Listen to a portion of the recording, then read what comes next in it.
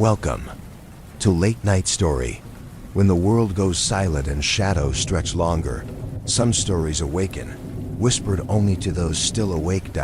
So put on your headphones, turn down the lights, and let me guide you through the quiet hours. If you're listening alone, you're exactly where you need to be. If everyone can leave a comment to let me know where you are listening from in the world, don't forget to subscribe before you drift too far into the dark.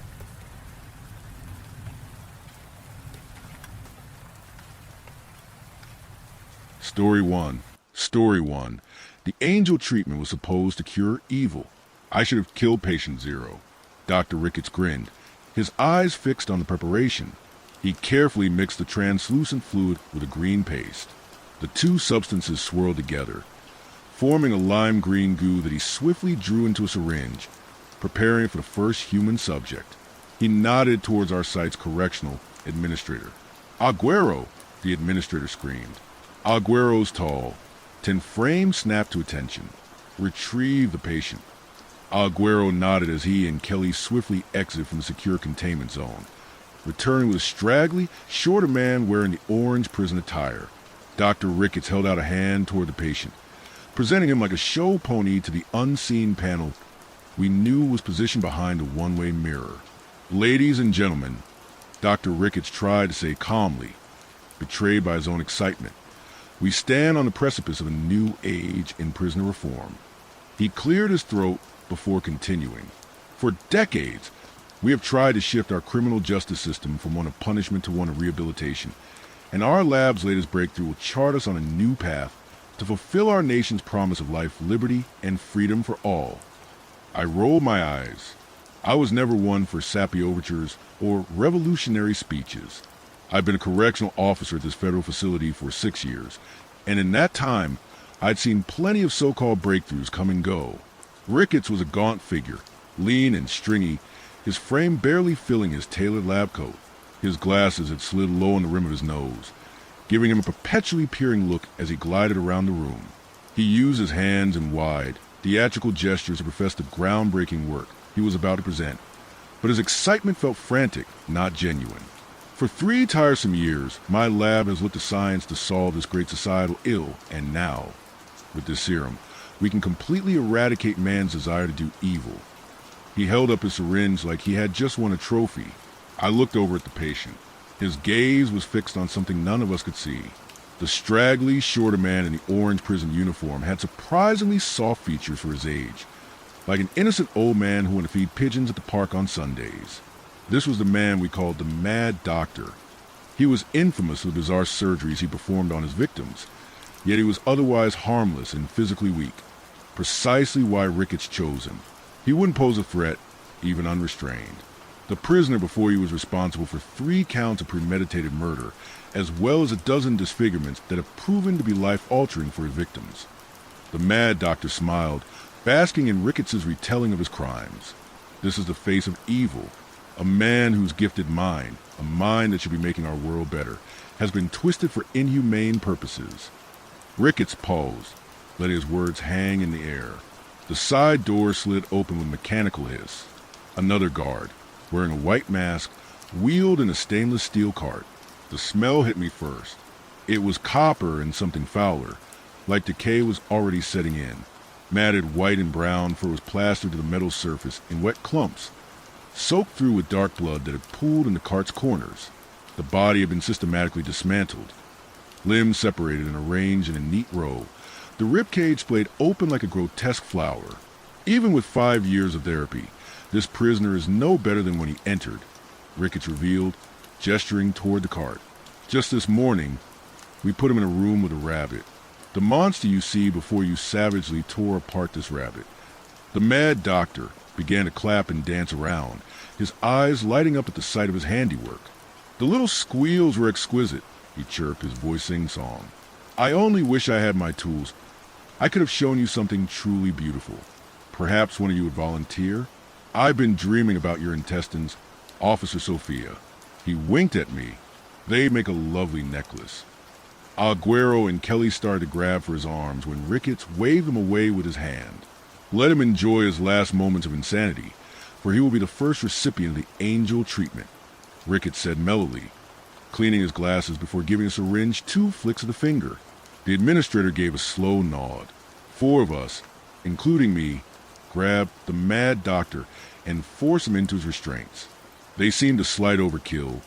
Aside from his little outburst, he had remained mostly docile, but a glance over to the cart reminded me of the danger he still possessed. Ricketts looked longingly at the one-way mirror as he solemnly nodded. To a new frontier, he jammed the needle deep into the mad doctor's arm.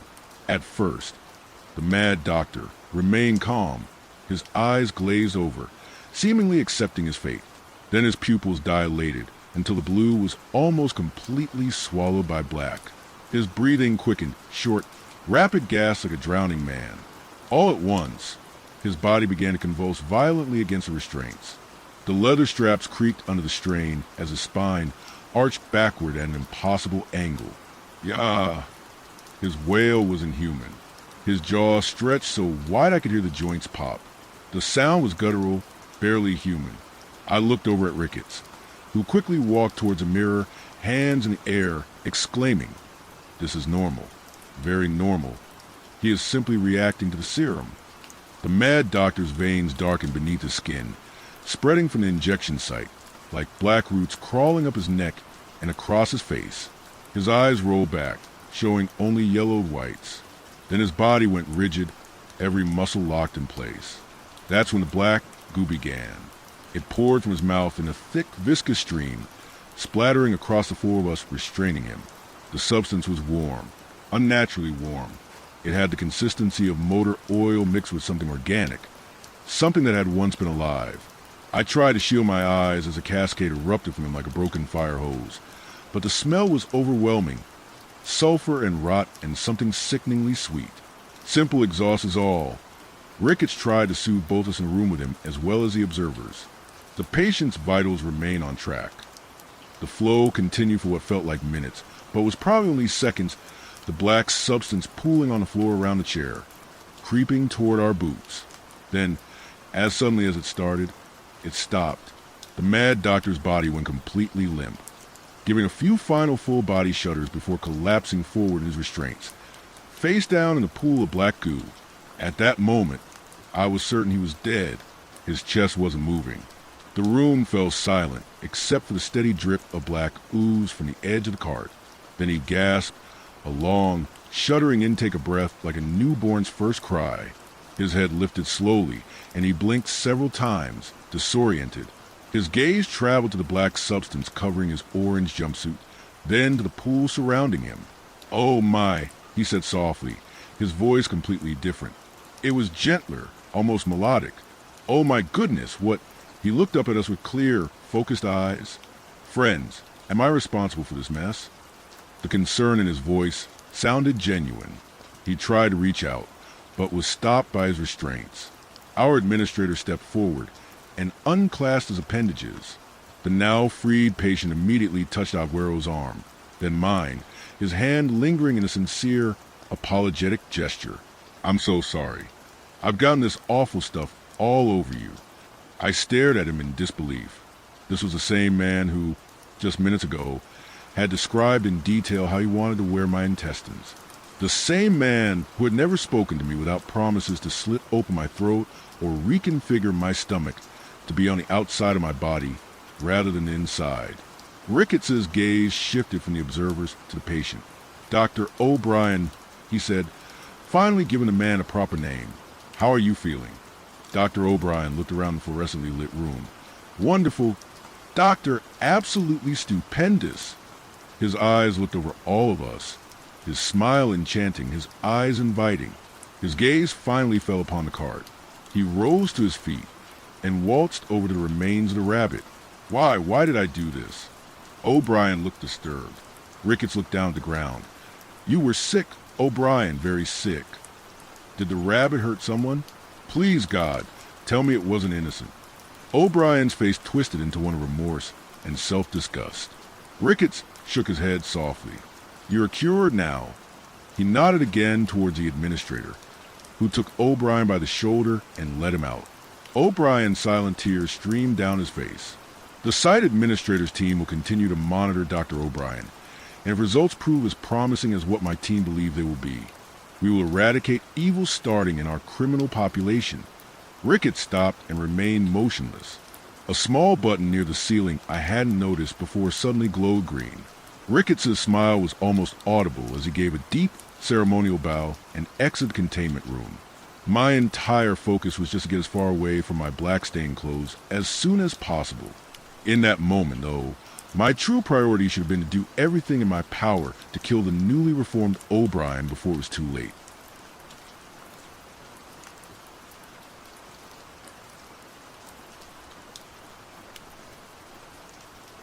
Story 2. I explore the Appalachian Mountains and discovered a monster. This has been eating me, and I have to take this off my chest. Back when I was around 7 or 8, I always wanted to be an explorer. Exploring places man had never tread. When I was 20, I came across a large sum of money and quit college to explore my childhood dream. It worked out for several years, where I explored places such as the Amazon and Himalayas, and I even traveled to the North Pole. A few years ago, I took my last trip. It had been a few months after crossing the Sahara, and I felt like taking a break from these dangerous places and have a nice, relaxing trip. Me and 4 friends bought plane tickets, packed out bags, and flew to Pennsylvania. When we arrived in the airport, we rented a car, got some last-minute supplies, and drove the rest of the way into the mountains. On the way, we decided that we would travel down to Alabama, where we would then travel home from there. Once we arrived in the mountains, we said goodbye to John, who would be taking the car to where we would end, and began walking. For several days we walked, set up camp, hunted for food, and had fun. About 10 days in, as we were making camp, a herd of deer began grazing nearby. One of us, I forgot who, shot at them, killing one to eat later. Most of the deer ran after the gunshot, but one stayed behind for a few seconds before catching up. Before that one ran, I swear it stared right at me. I couldn't move for what felt like hours, stuck in place by what felt like fear, but I did not know what or why I feared at the time. But looking back, I understand that it was because its eyes were wrong. They were staring forward, not on the side of its head, but on the front. After this happened, me and the others joked about how that deer was fearless, or how it was deaf and didn't hear the gunshot. After this, we retrieved the deer carcass, cut it up for storage, and at around 10 p.m. we settled in our camp for the night and drifted off. I remember waking up in the middle of the night to chewing. It sounded wet and mushy, like eating raw meat. It came from the direction that we hid the food, and assumed that some animal got into the deer we killed. I knew that trying to fight an animal eating wasn't a good idea, so I just hoped that there would be enough left to eat in the morning and went back to sleep. When we woke up in the morning, we found nearly half the deer gone, with only one set of prints. What animal could eat half a deer? I asked, not expecting an answer. Maybe a bear. It is nearing fall, so they could be getting ready for winter. Jacob, one of my friends, replied, "Wait, look at the tracks. Doesn't that look like hooves?" Alex said, confusion cutting across his face. "Wait a minute. There's also only 2 feet on these prints. It was walking on only 2 legs. What kind of deer does that?" Alex added, fear mixing with his previous confusion. We all decided to leave sooner than later, wanting to get distance between us and whatever did this. We packed much quicker than we did the previous days. To this day, I still can't find some of the pieces to my tent, which were probably left here in our hurry. We also traveled much faster than the previous days. Over the next few days, we traveled across the mountains. Several times I could have sworn I saw a single deer in the corner of my eye, but when I looked it was gone. Every couple days we found a half-eaten body of an animal near our camp, which none of us remember being there when we set it up. On the final day of travel, we decided not to set up camp and to hike through the night, so we could get to the end of our trip faster and see John. Near the middle of the night, Jacob had strayed behind us. "Guys, do you see that?" Jacob asked sleepily. "It kind of looks like a deer, but it's..." What the dash, we turned around just in time to see him be taken into the forest by something we couldn't make out. We both began running as fast as we could, hoping that we could make it to the end before we got taken as well. After what felt like hours of running, we found what looked to be a human skull in our path, cracked and broken. as if to get inside. Blood was still clinging onto it. We began to run harder, but Alex tripped on a root. I didn't look back. I kept running until by some miracle I reached the car that John was sleeping inside. I began banging on the door to get him to wake up. He unlocked the door and asked, "Where are the others? Why were you running?" "Just drive." "They're gone. Dead." I screamed, just as a car turned on a deer on two legs, the very same I saw on that fateful day, ran into view. John sped away as I watched the deer stop, get on all fours, and walk deeper into the mountains. Story 3. My realtor asked me not to worry about the stains in the attic. I finally know why. I clean houses for a living. Well, not the nice kind. The places I get sent to are the ones that sit in real estate market for years. Speak of hollowed homes, drug dens, and old estates nobody wants to touch. My boss likes to call them distressed properties. He always gives me the same routine when he hands over the keys. Don't overthink what you see. Just clean enough to make the place presentable. This time was slightly different. He added something new. And don't worry about any, well, funny markings in this one. That phrasing stuck in my head all morning. Funny markings? The house was way past the county line. A 3-story Victorian that was half swallowed by the trees along the side of the road.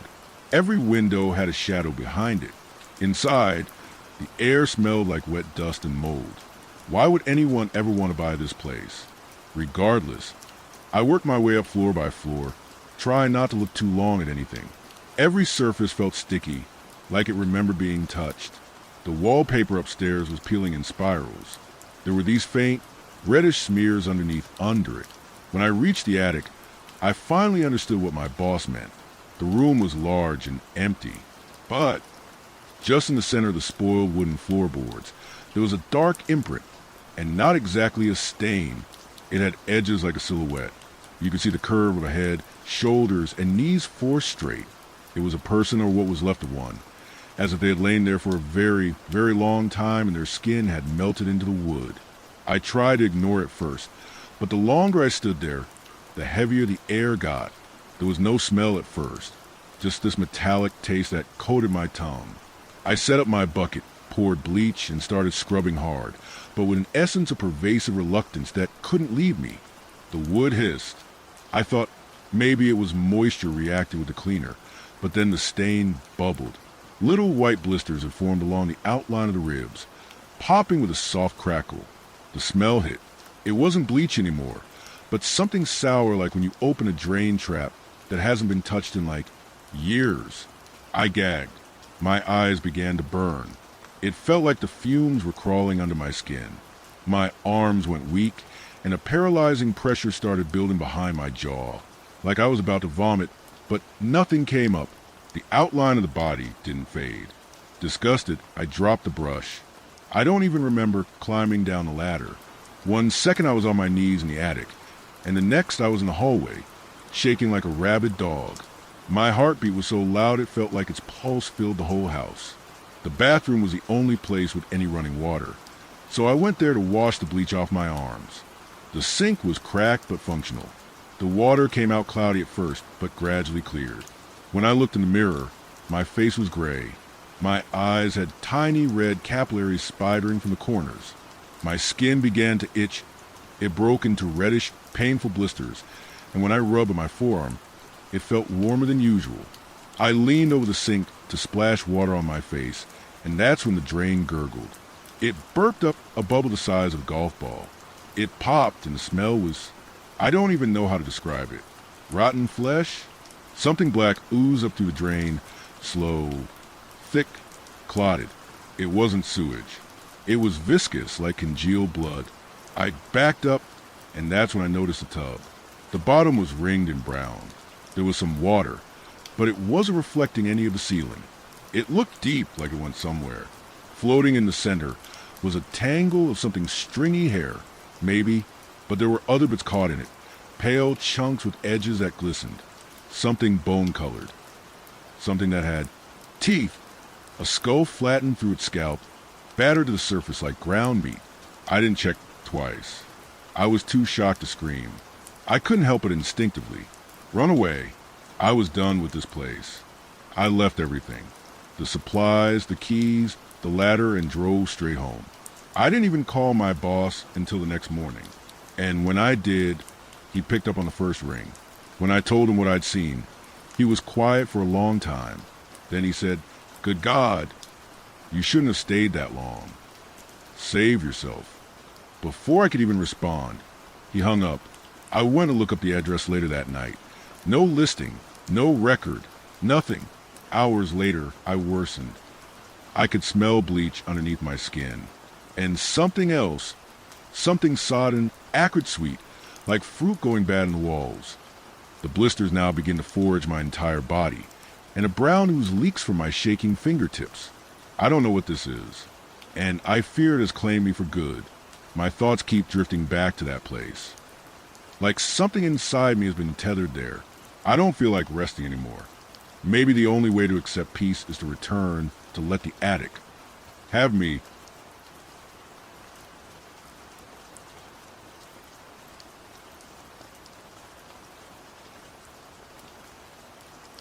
Story 4: one of my high school friends just killed a family.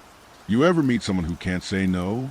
Not because they're polite or shy, but because it's like they don't have the ability to disagree at all. You can tell them the sky is green and they'd nod and say, "Yeah, it does kind of look green today." Everyone knows someone like that. The agreeable one, the go-with-the-flow person, always nodding, smiling, adapting to whoever's in front of them like a mirror, trying to keep everyone happy. Most people think it's harmless. I used to think so too. Then my friend said yes to something he shouldn't have. His name was Evan. We went to high school together here in Ohio. He wasn't the kind of kid who stood out. Quiet, average grades, polite to everyone. He had this soft voice that never rose above a whisper, and this weird way of always agreeing, even when you were wrong. Teachers loved him. Friends liked him because he was easy to be around. Nobody really knew him, though. I remember once during sophomore year, someone dared him to pour milk into the class fish tank. It was just one of those stupid hallway dares. Everyone laughed, assuming he wouldn't actually do it, but he just smiled, said, "Okay," and did it. He didn't even hesitate. The fish died, he got suspended, and when the principal asked him why, he just said, "Because they told me to." I thought that was weird back then, but I brushed it off. We were kids. I figured he just had poor judgment. After graduation, I didn't see him much. He stayed in town for a while, then moved away for work. I didn't keep up. Then last March, I saw his name on the news. A family had been murdered in their home, a husband, wife, and their 2 kids. Evan was arrested at the scene, according to the police report. He broke in during the night and killed them all, then sat at their kitchen table until the sun came up. When officers arrived, he didn't fight or run. He just said, "They asked me to." I couldn't get that out of my head. A week later, I drove back to our hometown. I told myself I just wanted to check on his parents, see how they were holding up, but really, I needed to see where he came from. Maybe find a reason, anything that could explain how someone like him could do something so brutal. Evan's mom opened the door when I knocked. She looked hollowed out. Her eyes were red, skin pale, and she moved like she hadn't slept in days. When I said who I was, she just nodded like she'd been expecting me. She led me inside. The house was clean but silent. His dad sat in the living room staring at a muted TV, the same channel looping the same local ads. He didn't look up. We talked a little, mostly small talk. I told her how sorry I was, how I couldn't make sense of it either. She said Evan had been quiet in the weeks before the murders, more than usual. She said sometimes, late at night, she'd hear him whispering to someone in his room. When she asked who he was talking to, he told her, "Just someone who understands." She said that was the last time they spoke before he moved out. At some point, I asked if I could see his old room. She hesitated, like she didn't want to, but eventually said yes. "It's just how he left it," she whispered. "We haven't touched a thing." The stairs creaked under my weight. His room was at the end of the hall. The door was half closed, the air behind it colder somehow. It was like stepping back in time. Same twin bed, neatly made. Same desk by the window, lamp turned slightly askew. Dust covered most of it, but the space felt aware, like the moment I walked in, it noticed me. I don't know why I started looking through his stuff. Guilt, maybe. Curiosity. I opened drawers, flipped through old notebooks, and found pages filled with strange sentences written over and over again. Yes to all things. To say yes is to serve. To serve is to hear. His handwriting was neat but shaky, like he was forcing himself to copy something. Then I saw it. A thick, black book wedged between bed and the nightstand. It was too large to be a Bible, but shaped like one. The cover was plain except for the title pressed into leather in faded gold. The Books of Enoch. Books? I'd heard of it in passing. Some old apocryphal text. Something not included in the Bible. But this wasn't like any printed copy I'd seen online. The pages were thick, yellowed, and handwritten. No two pages looked the same. Different handwriting styles, different inks, even different languages. Some of the margins had small drawings of circles and symbols that looked like eyes, or maybe suns. As I flipped through, I saw a note scrawled in English, words that looked newer than the rest. I recognized the handwriting immediately. Evans, obedience is the first act of creation. To say yes is to open the ear that hears. Say yes, and it will know your name. There were streaks of something dark on the edge of the page. At first, I thought it was old ink, but when I rubbed it with my thumb, it smeared wet, not fresh enough to drip, but fresh enough to be sticky. I looked at my fingers. It was blood, not dry, not old, fresh. That's when I heard it. A whisper, not from behind me, not from the hallway, from inside the book. I froze. It was soft, too faint to make out at first, but definitely a voice. I pressed the pages tighter together, thinking maybe I'd imagined it, but the whisper got louder, breathier, like someone's mouth was pressed right against the paper. I dropped the book and stumbled backward. The whisperer stopped instantly. When I picked it up again, the words on the open page had changed. I swear to God they had. The line that had read, "Say yes, and it will know your name," now said, "Say yes, and you already have." I don't remember leaving the room. I don't remember driving home, but I can still smell that metallic scent on my hands. It wasn't until I got back to my apartment and turned on the light that I saw it. Faint letters written across my palm in dried red lines, like something had pressed against it. 3 letters. Y-E-S. That was 2 nights ago. I don't know if I'm posting this because I want help, or because part of me just needs to get out before it gets worse. But every time I close my eyes, I hear it again, that whisper coming from somewhere behind the words. I'm seeing shadows, feeling things touch me when nothing's there, and I don't know what to do. I think it's still waiting for me to answer. Story 5. I don't let people ask to come into my room anymore. My name is Joseph. I'm a 25-year-old living in Wisconsin. I am part of a very close-knit friend group composed of about 7 people. My 2 best friends being Ben and Max. Ben is a lively, dependable guy. Max is a very chill guy. Polite, super empathetic, and a bit anxious at times. Both are super funny. All 3 of us play games once a week together, whenever we find an evening open. It's the way we hang out when life gets too busy to see each other in person. It's sort of a comfort zone for all of us. We've been doing things this way for years. In this friend group, it's a known rule that you're not allowed to ask to come into my room. You either barge in or don't come in at all. We've never really shared why, outside of our group. I think I just need to share it somewhere. My friends believe me when I talk about it, which was great at first. After the past 3-ish years, though, I've started to doubt myself and feel awkward keeping it as a rule. I dunno, maybe that's an excuse. Maybe I just want out there. Around 3 years ago, when I was about to turn 22, I had a free evening after work and texted the group chat to see if Max and Ben were free. At the time, I lived in a suburban duplex apartment.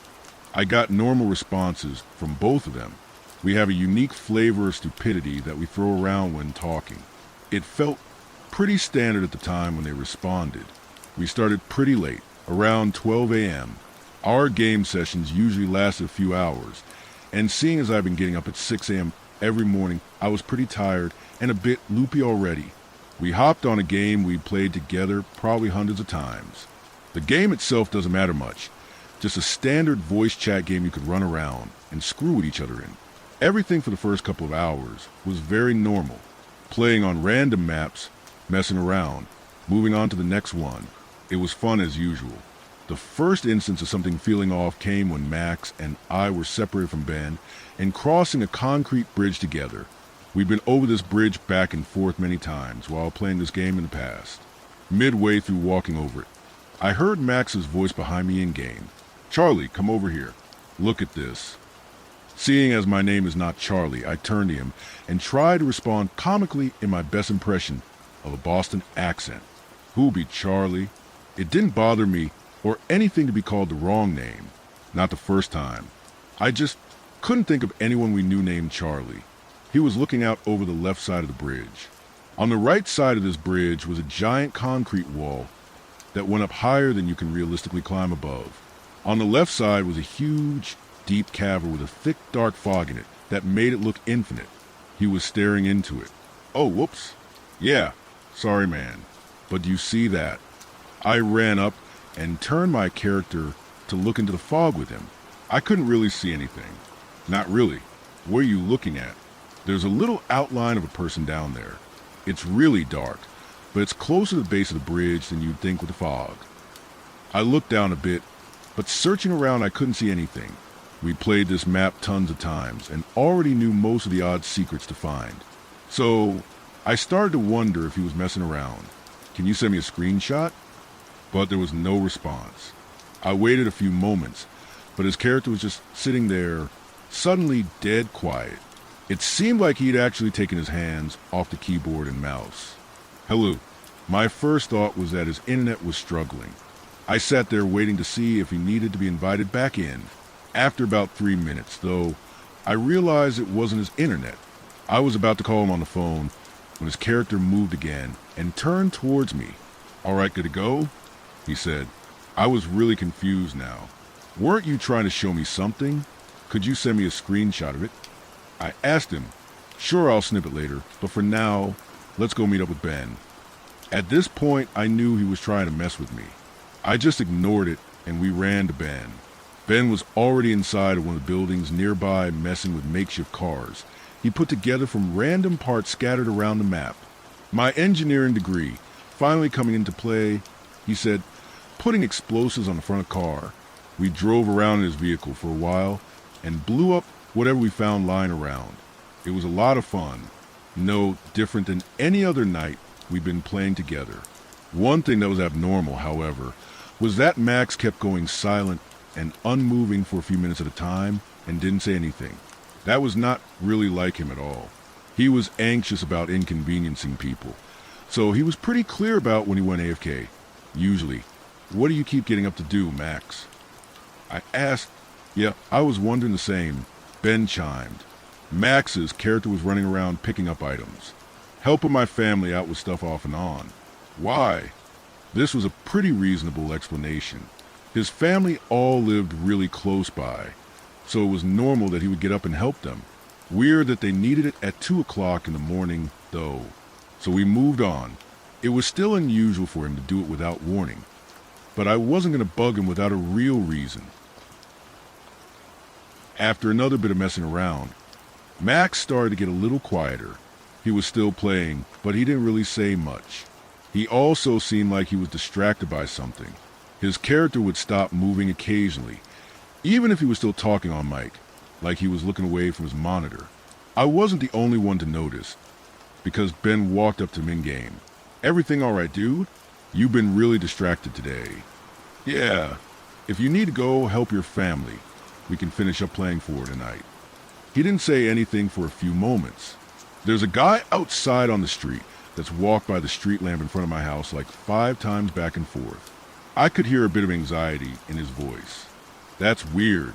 One of the neighbors?" Ben asked. "I can't tell. He's moving pretty quickly when he does it." Max responded. I could tell he was watching out his window. "I don't. What the hell?" "That's scary. The guy's just standing under it now." "What does he look like?" Ben asked. He sounded as nervous as I was. "Not sure. Early 30s, maybe?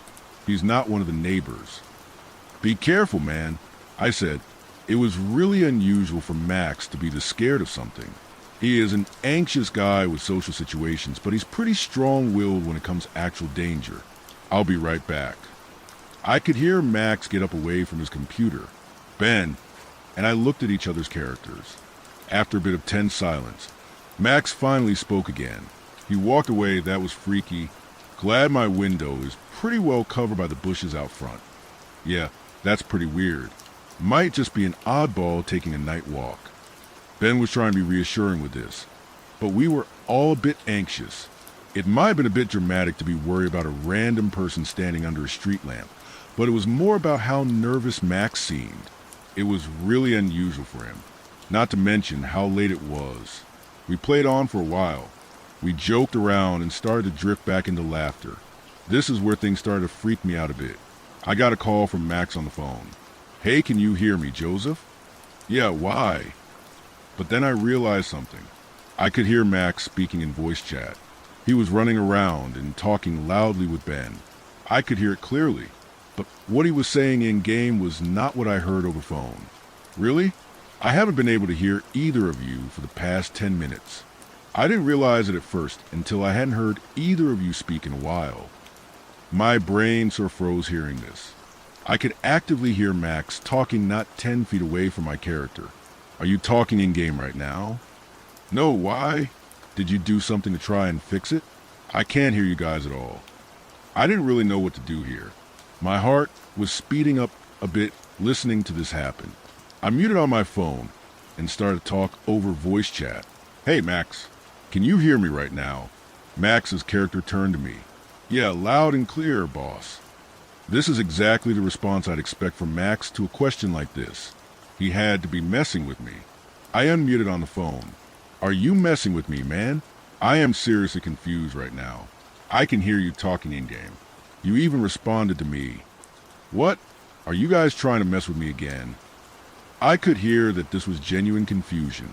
I unmuted in voice chat and stayed unmuted on the phone. "So you can hear me right now?" Both the Max on the phone and the Max in game gave different responses at the same time. This didn't feel like something Max could have pulled off for a random joke. It was very convincing. I muted in game again. This started to freak me out. I couldn't logically figure out what could be going on, and it was making me uncomfortable. I kept thinking back to the weird stuff Max was doing while playing. Something about it was bothering me. The Max over the phone was the least likely to be some sort of hacker, so I decided to talk to him. "I can hear you talking in-game. You're talking right now and messing around with Ben." I figured I should just clearly explain to him what's going on. "You two need to stop doing stuff like this. It always freaks me out." There was a twinge of laughter in his voice. I could tell he didn't believe me.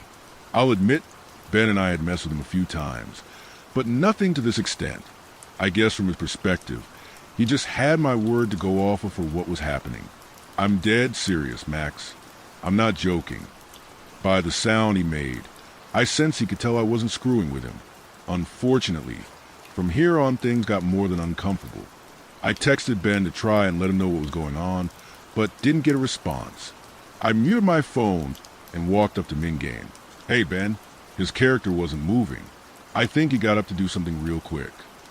I heard Max's character say. I didn't like that I couldn't tell if it was really him or not. Both the Max on the phone and the Max over voice chat sounded exactly like him. I sat there and waited for a while to see if Ben would come back. Then I heard Max's character speak again. "Oh, holy shit," he said. This sounded like he was genuinely startled. It made my heart sink a bit. "What?" I can't see it clearly on the street, but I think someone's being attacked. I see something in the road, and a girl is screaming.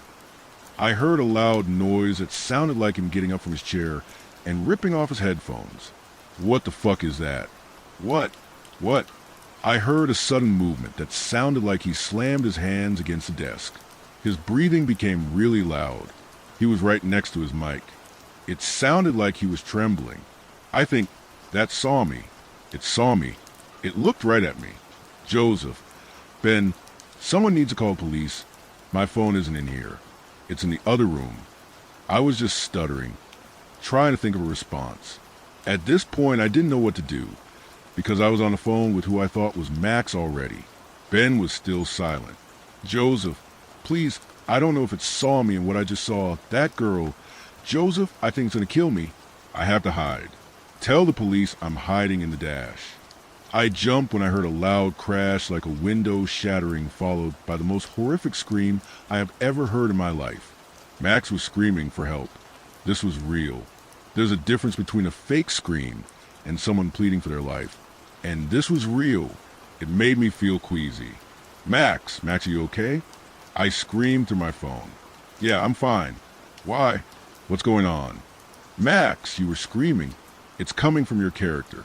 You're being attacked or something. It sounds so real. Please tell me this is a joke. This is too far for me. I would not do that. Dude, I'm serious. This is scaring me. Are you both joking with me? I keep telling you, no, not at all. This is too far. I was trembling and didn't know what to do. I held the phone away from my face, turned to my microphone, and asked, Max, what happened? There was silence for about 30 seconds. My whole body tense when, very loudly and clearly, I heard what sounded like someone grabbing a headset and putting it on. I stayed quiet. Someone was breathing very quietly on the other side, and Max's character began to move again. Over the phone, I asked Max whether he was moving or not. No, I'm on the phone across the room from my PC. Something about the air of the situation had changed. I didn't know if I should move my mouse or speak. What was moving the character? Who was I on the phone with? It sounded like Max, was it? Out of nowhere, Max's character turned and froze, staring straight at my character. After a moment, it ran up to mine, and Max started speaking in-game. Can I come in, Joseph? Can I come in, Joseph? Can I come in, Joseph? It repeated this over and over. It didn't take a breath. The sound was almost like a recording. Then I realized something. I tore off my headphones. I remember feeling every hair stand up across my body. The character was repeating the phrase. I could hear it in my headphones, but removing them, I could still hear it. It wasn't just coming from my headphones. It was muffled, coming from my closet just a few feet behind me. I was unable to speak or move. Something about the noise I made caused Max to sound panicked. Dude, what's wrong? Are you crying? Something is in my room. I could barely get the words out. Max said he was going to call the police, which made me panic even more. I would be alone with this thing while he was off the phone. No, Max, please stay on the phone. It's here. It's in my closet. I'm terrified. What do you mean, it? Wait. No, just stay quiet. I'll stay. Don't worry, man. I'm here. I'll message the group chat and tell someone to call the police to your house. I sat there silently for far too long, shaking. I could still hear the muffled words coming from my closet. Not once did it pause or slow down. It sounded like Max, but I knew it wasn't. I couldn't tell if it sounded excited or distressed. Its voice was getting shakier with each passing repeat. My heart was going so fast. I thought I was starting to have a heart attack. I wasn't even trying to figure out what this was anymore. I wanted out of there. But the door out of my room was on the other side of the closet. Okay, Joseph. Mary is calling the police. Just stay put and quiet. I'm also getting in my car to drive over there to you. I'll tell the others to meet me there, too. I tapped my phone in an attempt to acknowledge him. Suddenly, the repeating voice stopped. I was petrified to think it may have heard me. The tap was so quiet. I don't know how anyone would be able to hear it, especially from the other side of a closed closet door. I'd also spoken a moment ago. Why did it react this time? Then, it started up again, repeating. Whatever it was listening for movement. Despite this, I decided I'd try to get past the door. The window behind me would be loud, so it wasn't an option. I took very slow steps, trying my best not to creak the wooden floorboards beneath the carpet. I got to right before the closed closet door. I could hear it clearly, deep in the lower part of the closet. It wasn't whispering, and now that I was closer to it, I could hear something else. Very quietly and softly, in between repeats, I could hear what sounded like tapping on the door. It was almost as if it was trying to knock. I did not want to step in front of that door. Every part of me was resisting. The moment I put my foot in front of the closet door, the voice stopped.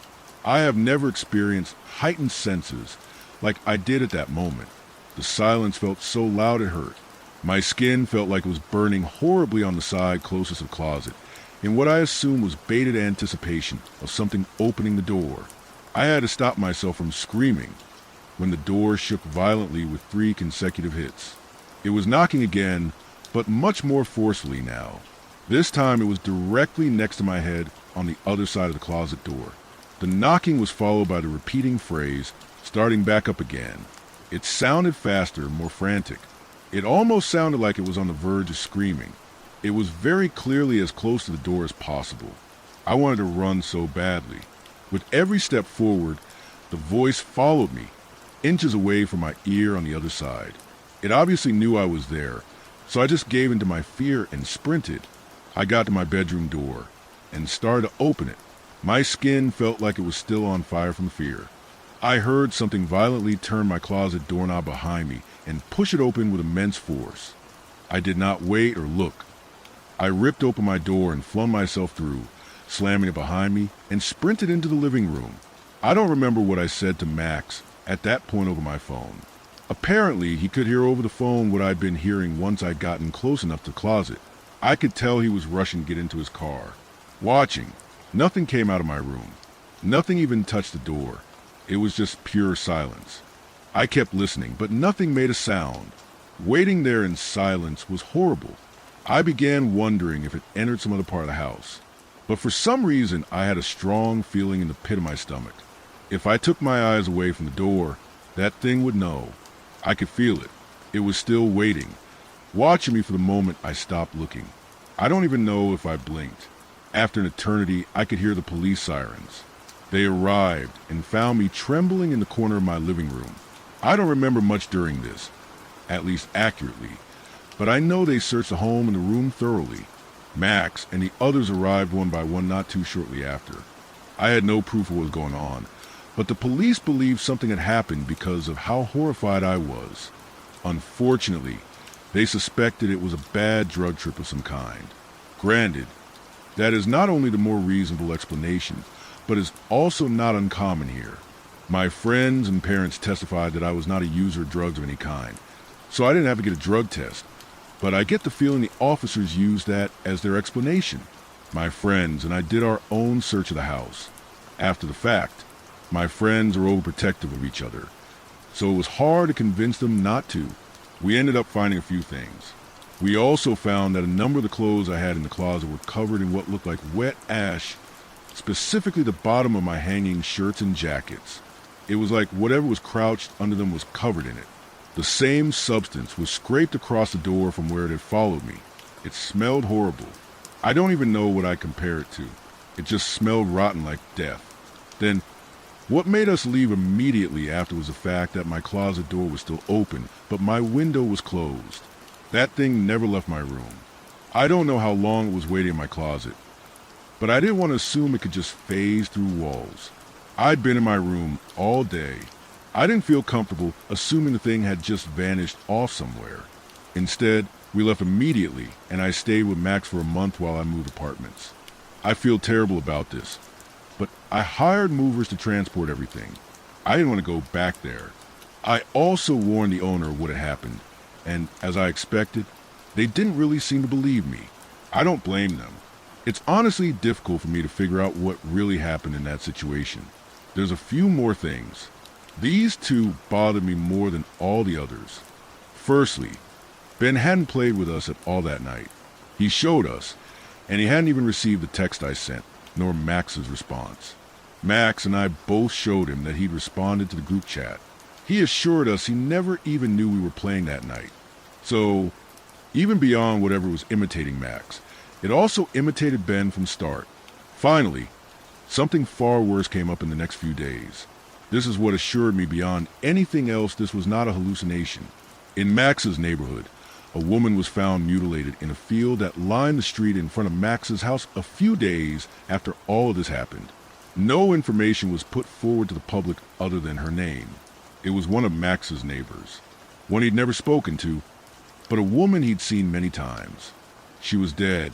Whatever was speaking to me, as Max wasn't just making things up. It had killed that woman and told it to me as if Max was watching it happen. I've wondered many times if it was really happening in front of Max's house while I was on the phone with him. I burned the clothes that had the ash on them out in the field as soon as I got them from the movers. I didn't want anything to sit remaining from this. Ever since that night, we depended more heavily on in-person hangouts. The anxiety has dissipated, as nothing's happened since then. It almost feels like a dream. If it weren't for Max and the experience with Ben, I'd have probably been able to say it was a bad nightmare or something. I don't know if that would be better or worse. I'm not looking for anyone to believe me. I suppose I want a closure of some kind.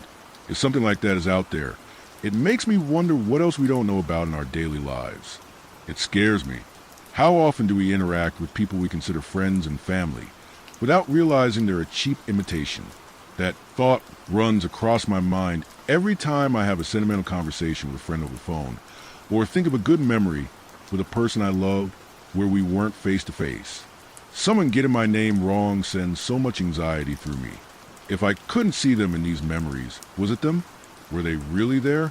For my own sanity, I have chosen to try and believe they were. However, I have a feeling I will never have a way of really convincing myself it's true. Story 6.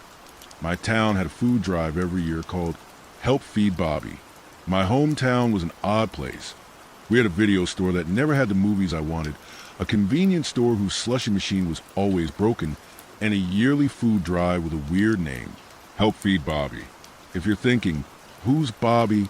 Then you had something in common with my 10-year-old self, every other kid in town, and the people just passing through during the time the food drive was active.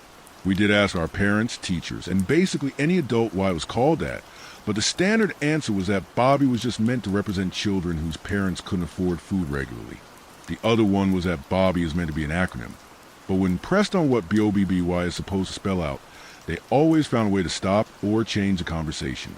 For the longest time, the most information we received was that at the end of the drive, some people would volunteer to take all the donated food to its intended destination, and then, around the same time the following year, it would start all over again. One day, my dad came home and told my mom and me that he was going to have to go out next Saturday, as he had volunteered to help deliver the donated food to its recipients.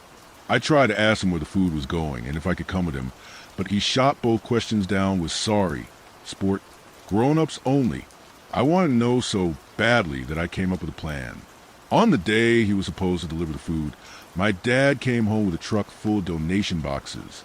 As sneakily as I could, I snuck into the back of the truck, emptied the contents of one of the boxes, and ducked down inside. I realized that the chances of being caught were high, but I didn't care. I wanted to see where all this food went every year. After about an hour, I heard the truck start and felt it move. I wanted to poke my head out and see, but I knew my dad could just check the rear view mirror and spot me. Another possible 3 hours, and I felt the truck come to a stop. I heard my dad get out of his truck, and some other volunteers getting out of their cars. I couldn't really hear the conversation at the time. I did feel someone grabbing the box I was in. Damn, what's in this? Watermelons and ham. He continued to grumble as he carried the box somewhere I couldn't see. It was maybe 45 minutes before he finally placed the box down. I got excited. I would finally see where the food went to. I waited until I didn't hear any more footsteps before I exited the box and started to look around. It was a large cavern. I saw what I presumed was the entrance. The place was lit by what I assumed were battery-operated lights, with boxes of donated food stacked everywhere. Looking out on the other side, I saw a cliff edge. Walking to it, I looked over the edge. I don't know how deep it went. I just knew it was the size of a football stadium. I kept thinking to myself, what was the point of this food drive? Why bring all the food to some cave? And for the 1,000th time, who is Bobby? I felt the rumbling before I heard it. Then I saw the cavern begin to shake violently. Looking down, I saw something begin to emerge in the darkness. It looked like the beginning of a bright orange beak. From there, a head only slightly smaller than the hole itself took form. Imagine if a turtle's head were covered in spikes, and you'd have the beginning of what its head looked like. It stopped at about 15 feet from the top of the cliff edge and began to open its large beak. I was paralyzed with fear. I didn't know what this thing could do. For all I knew, it was about to breathe fire or grab me with some kind of frog tongue. But it just stayed there like it was waiting for something. That's when I realized this was Bobby. This thing came up here. It knows someone will feed it because it's been fed every year for God knows how long. And this was only the head and neck of it. I couldn't fathom how big the rest of Bobby could be.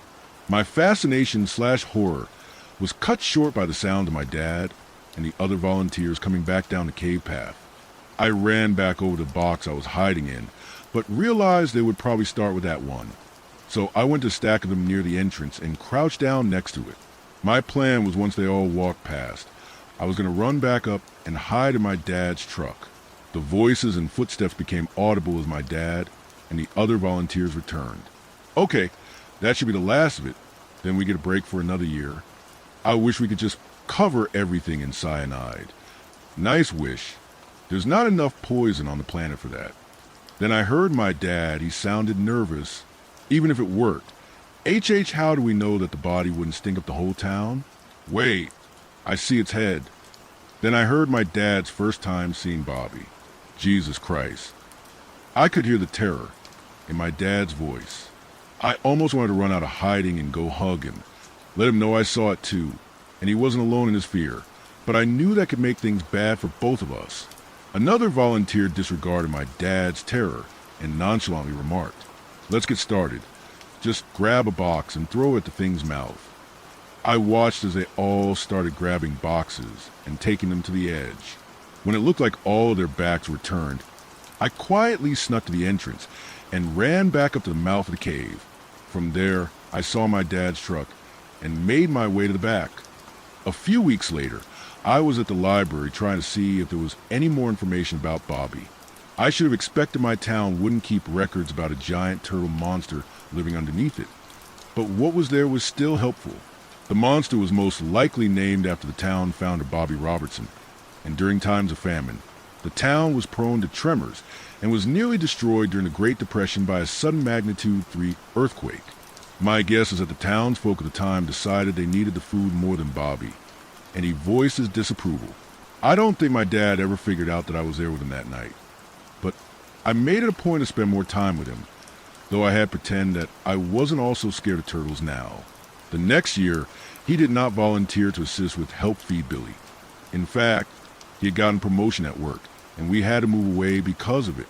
So for the past 22 years, I was able to let Help Feed Bobby slowly fade into my memories, until a few days ago when I was struck by nostalgia for my old hometown. So I started looking into what had happened since we moved. My hometown doesn't exist anymore. At some point in 2005, the town collapsed and sunk into the ground. The official explanation was that there were multiple caves under the town, and a long overdue mass cave-in had finally happened. It was hard to find any more information on what the town was like before the cave-in, but the most relevant piece I found came from a Facebook group for it.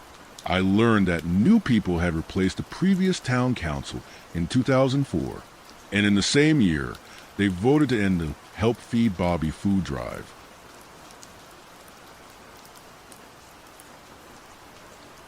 Story 7. The elevator in my building sometimes has an extra button.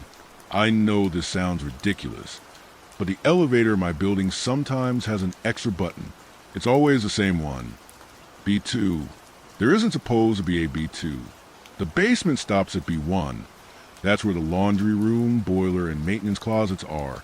But sometimes when I come home late, usually past midnight, there it is. A small, faintly lit B2 was tucked below the usual panel, almost as if someone had scratched it into the metal and then backlit it from behind. It doesn't always show up.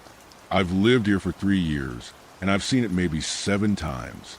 The first time, I just stared at it, trying to convince myself I was overtired. The light looked sickly, greenish yellow, like old teeth. I pressed every other button to see if it was a glitch, but they all worked fine. When I blinked, it was gone. The panel was back to normal. I told myself I imagined it, until the second time. It was raining, the kind of heavy, suffocating rain that drowns the sound of your own thoughts. I was soaked, my shoes squished as I got into the elevator. I hit for my floor, and then, I swear to God, it flickered. The B2 glowed faintly again just below the B1. I couldn't help it. I pressed it. The door slid shut without a sound. The elevator jerked downward, harder than usual. The light overhead dimmed, then flickered like a dying candle. The ride felt longer than it should have. There was a groaning sound, like the cables were straining under too much weight. My ears popped, and I started to feel this deep, crawling unease, like the air was thicker down there, heavier somehow. When the doors opened, the light from the elevator spilled into a concrete corridor. It wasn't finished like B1. It looked more like a construction site that had been abandoned halfway through. The walls were wet. The air smelled like rust and something sweet rotting. The corridor stretched out farther than the dimensions of the building should have allowed. Pipes were running along the ceiling, some dripping a dark, viscous liquid. I stepped out. Just once. My foot landed on something soft. I thought it was a piece of insulation or a cloth rag until it squelched. But when I looked down, I nearly vomited at what I saw. It was a hand, not attached to anything. Just a pale, bloated hand lying palm up on the floor. I scrambled back into the elevator and slammed the closed door button until my thumb went numb. When the doors finally shut, I didn't breathe until I was back on the first floor. When I told the supervisor of the building the next day, he just looked at me too long and said, "That elevator's old. Sometimes it plays tricks." Then he smiled, like he'd practiced it in a mirror. 2 weeks later, I found a note taped inside the elevator. Just a torn piece of lined paper with shaky handwriting. "Don't go below B1. She doesn't like visitors." No signature. I tore it down. I didn't want the supervisor thinking I was the one who wrote it, trying to scare the other people living in the building. But later that night, when I got home from work, the button was there again, B2, glowing faintly in the dark. I didn't press it. I pressed 4, and the elevator went down anyway. I hit every button, 1, 2, 3, 4, even the panic button. None of them worked. The panel lights flickered like fireflies dying out. When the doors opened, I was staring into the same concrete corridor. Only this time, there was a sound, soft, wet breathing from somewhere deep in the dark. I could hear something dragging itself across the floor. Slowly, deliberately. Something that didn't need to be rushed. The air smelled worse, like spoiled meat mildew in the underside of a wet carpet. The elevator hummed faintly, a mechanical heartbeat that seemed to sync with the dragging sound. I pressed myself into the corner of the elevator and just kept hitting door close. My hand was slick with sweat. The light flickered, and for half a second, I saw something just outside the door at the end of the corridor. It looked like a woman, but her arms were long and so skinny you could see the edges of her bones. Her fingers dragged behind her, bending backwards like broken branches. Her legs were bent in every direction. She doesn't use them. They just drag behind her as she uses the back of her wrist to drag herself around. She was smiling, but the skin around her mouth looked stretched with cracks around her lips that allowed blood to seep out. It was like the edges of her mouth were permanently stapled to make her smile, allowing her lips to dry out and crack. She didn't move for a bit, just stared at me in the elevator with those bloodshot eyes that were oozing black sludge from the corners. It wasn't until I blinked that she started to move towards me, but it wasn't slow. It was like she was sprinting down the corridor towards me. Every movement was followed with a loud cracking of bones that echoed through the corridor. She was using her long arms to pull herself toward me faster and faster. I have no clue how her wrist wasn't snapping in half from all the weight. I started to press the door close, button faster, glancing out the door to see how close the abomination was getting. The doors finally closed just before she could reach them. When I got back to my floor, I threw up in the hallway. My neighbor heard and came out, but when I told him what had happened, he just stared at me, as if he wanted to believe but couldn't. That was 2 months ago. I've taken the stairs ever since, until tonight. The stairwell was taped off for maintenance, so I had no choice but to use the elevator. I stood in front of it for a long time, watching my reflection in the dull metal doors. My face looked gray, tired, like it didn't quite belong to me anymore. I stepped in and hit 4. The elevator began to move, slowly and steadily. Then it stopped, the light flickered, and the B2 button appeared again, brighter than ever, pulsing faintly like it was breathing. And this time, I didn't touch it. It pressed itself. The button clicked in on its own, and the elevator shuddered violently, dropping faster than it ever had before. My stomach lurched, and I screamed. But the sound didn't seem to go anywhere. It just bounced back at me, hollow and thin. When the doors opened, there was no corridor this time, just a narrow hallway lined with mirrors, floor to ceiling, stretching into darkness. Every reflection was me, except one. The one at the end wasn't moving. It just stared at me with that same smile she had. The elevator began to fill with a fog from the air vents. The head began to heavy, my vision blurred, and I passed out. The last thing I remembered hearing was the cracking of bones with a high-pitched screech that shattered every mirror. After I came to, I found myself still in the elevator. Both ears and nose were bleeding, and when the door opened, it was my floor. I packed up everything I could and checked out, and left that city and building behind. It's been a year since all that happened.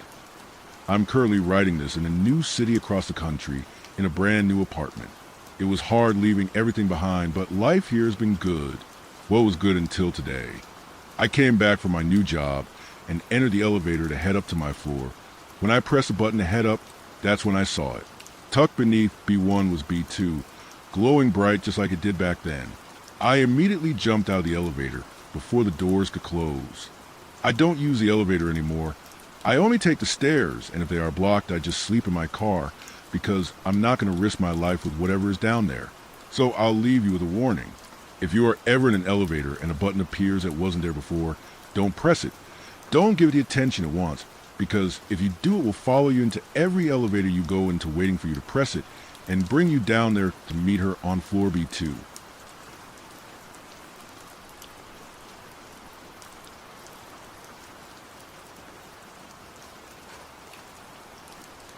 Story 8. When we were little, my friends and I went exploring in an old abandoned mansion. We trekked up and down the side of the highway, the summer sun never letting up. Between the 5 of us, no one thought to bring any water, but we were young and stubborn. Deb spotted a dead armadillo, relatively intact. The rest of us decided it was too big to fit. Arnold found the cat, squashed in enough to be nearly invisible in the tall, prickly weeds. The body was only slightly thicker than a pancake. "G'day," I said. "What do you think, Ben?" Arnold wiped sweat off his shaved head. I nodded and led the march back to the old moldering mansion. Last winter, every realtor in town agreed to finally abandon the property. Till then, they'd try about once a decade to unload it on an unsuspecting homeowner, someone new to the county. At the time, our town didn't host many rich folks up for restoring a once great palace. In fact, anyone in a Rolls Royce or a Porsche passing by usually drove through as fast as possible, which was dangerous, since the roads were winding and bent sharply. Accidents waiting to happen. The mansion was a sinkhole for money and effort, and worse, cut off from the rest of town by the owl-haunted woods encircling it, a place where decay reigned and trees were just dead branches spread out like skeleton hands. So of course it made the perfect secret clubhouse for us kids. You only had to squeeze under the rusted barbed wire fencing that blocked off the acres of the property. That never bothered us. Tetanus shots were in the far back of our tiny minds. Arnold handed the cat off to me so he could hold the wire up for Deb. She passed without having to crawl on her belly in the mud like Jamie did before, without complaint. It was understood that Arnold was sweet on Deb, at least to everyone except Arnold. That's why she had been allowed to learn our big secret. That afternoon was to be her first time participating in the ceremony. Tall front doors could just barely be found under the conquering ivy, which had expanded across the house's entire front. No one bothered using the gilded knocker. It was always unlocked. Anything inside worth stealing had been dragged out and auctioned before the grown-ups left the place to fend for itself among the wild elements. Arnold held Deb's hand, leading her inside. Outside it sweltered hot. But on crossing the threshold, a welcome coolness descended. Deb shivered in her sundress. Like everything else, the furniture was ransacked. To rest, we sat on the floor. Splinters and rusty nails stuck out in all sorts of innocuous places and had to be carefully avoided. Wallpaper peeled and fell to the ground like discarded orange rinds. What that left were wide, empty spaces for us to run around in, play, and hang out without parents busting in and ordering us to do chores. Though not without flaws, it was all ours, due to rot and mold. Some preferred wearing rags or bandanas over our mouths. But me, I breathed deeply. Deb stuck out her tongue. In a corner, a spider was drinking a fly's innards. Clay saw this too and blanched. Jamie moved closer. I ignored the miniature horror show. Let's do this. So I don't have to carry this cat anymore. A couple marble steps of what had been a spiral staircase to a second, third, and fourth floor were intact. After that point, it dropped off into void. We'd never find out what lay up there. Perhaps the magic only worked because we never actually saw it happening. I marched ahead to the kitchen. I'll never forget what the dumbwaiter looked like. It was metal, rectangular, about a foot wide and a foot and a half high, with two ropes hanging under it. When you pulled the right one, the tray and anything on it went up. Tugging the left rope realigned some counterweights, lowering the device. Sending things up always proved harder than bringing them back. Sometimes it took two, or even three of us to hoist it. Me, Arnold, Jamie, Clay. Everyone except Deb had gotten to use it. So now Deb had the distinguished honor of lifting the elevator solo. She proved mightier than her small frame might indicate. Needing no help to take the dead cat to the top, we heard a whirling of wheels and gears, and the jingling of chains. Despite its age, the box always followed smoothly along its tracks. The ride back down only required a single pull on Deb's part.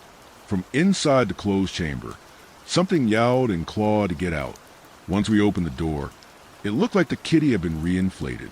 Released from that cramped space, it purred and licked itself clean. We fought over who'd get to keep it. After a few rounds of rock, paper, scissors, Jamie came out victorious. Okay, so our last summer as grade schoolers hadn't gone quite how we expected. I hadn't been first inside the mansion. That was Jamie. I didn't spot the dumbwaiter. That was Clay.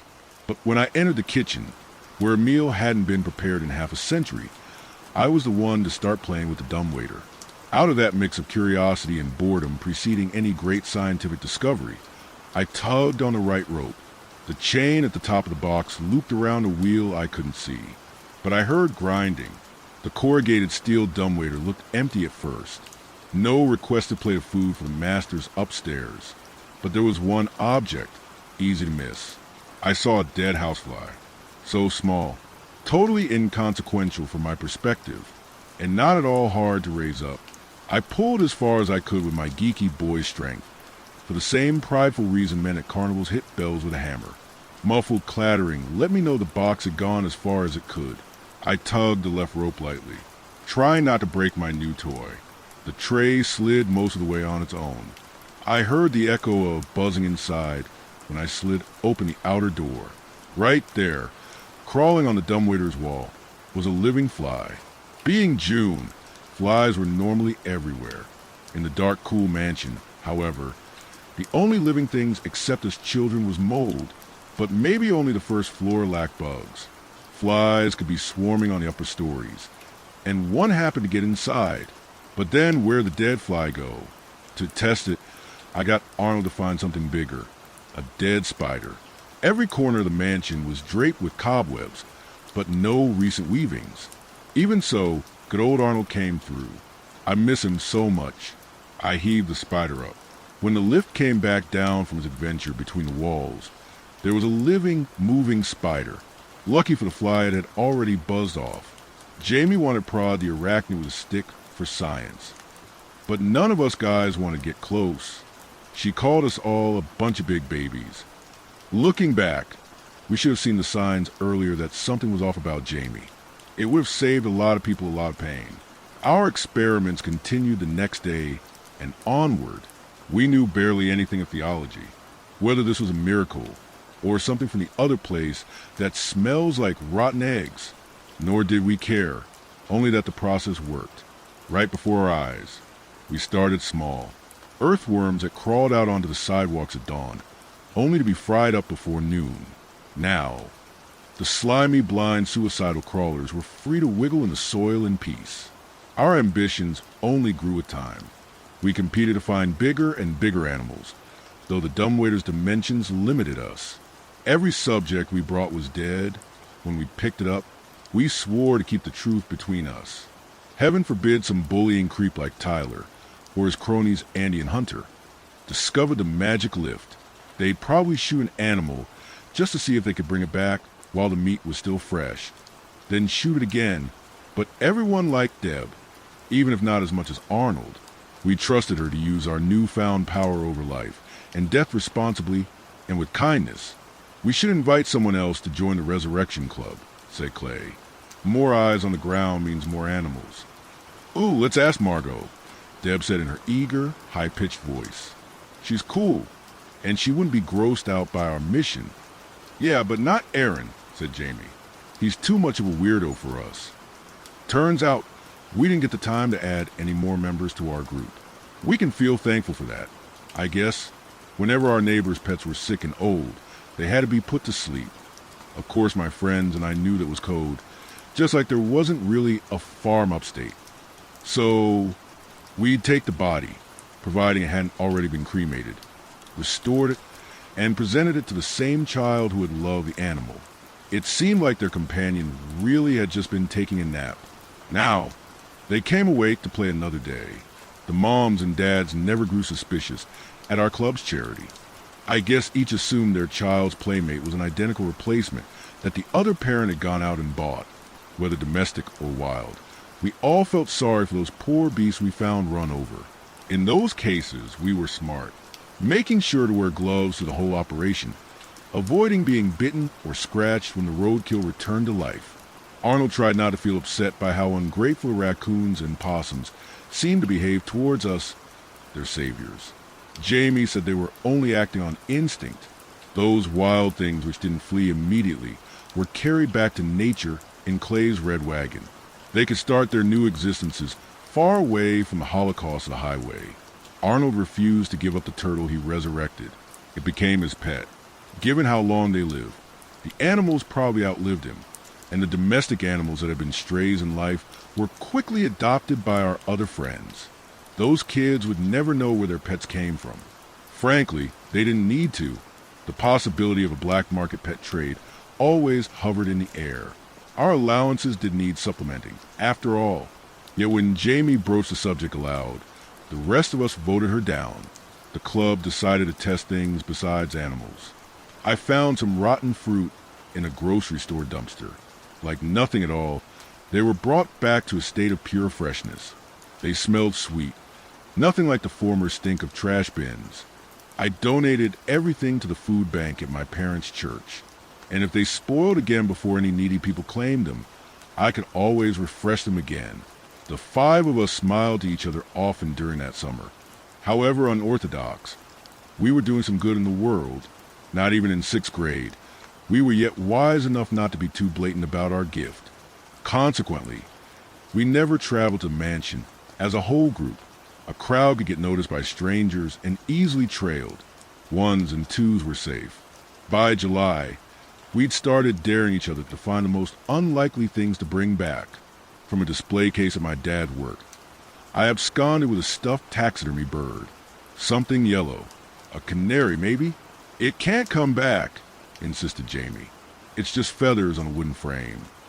Arnold and Clay stared at me, uneasy. Deb had skipped club because her dad was back in town.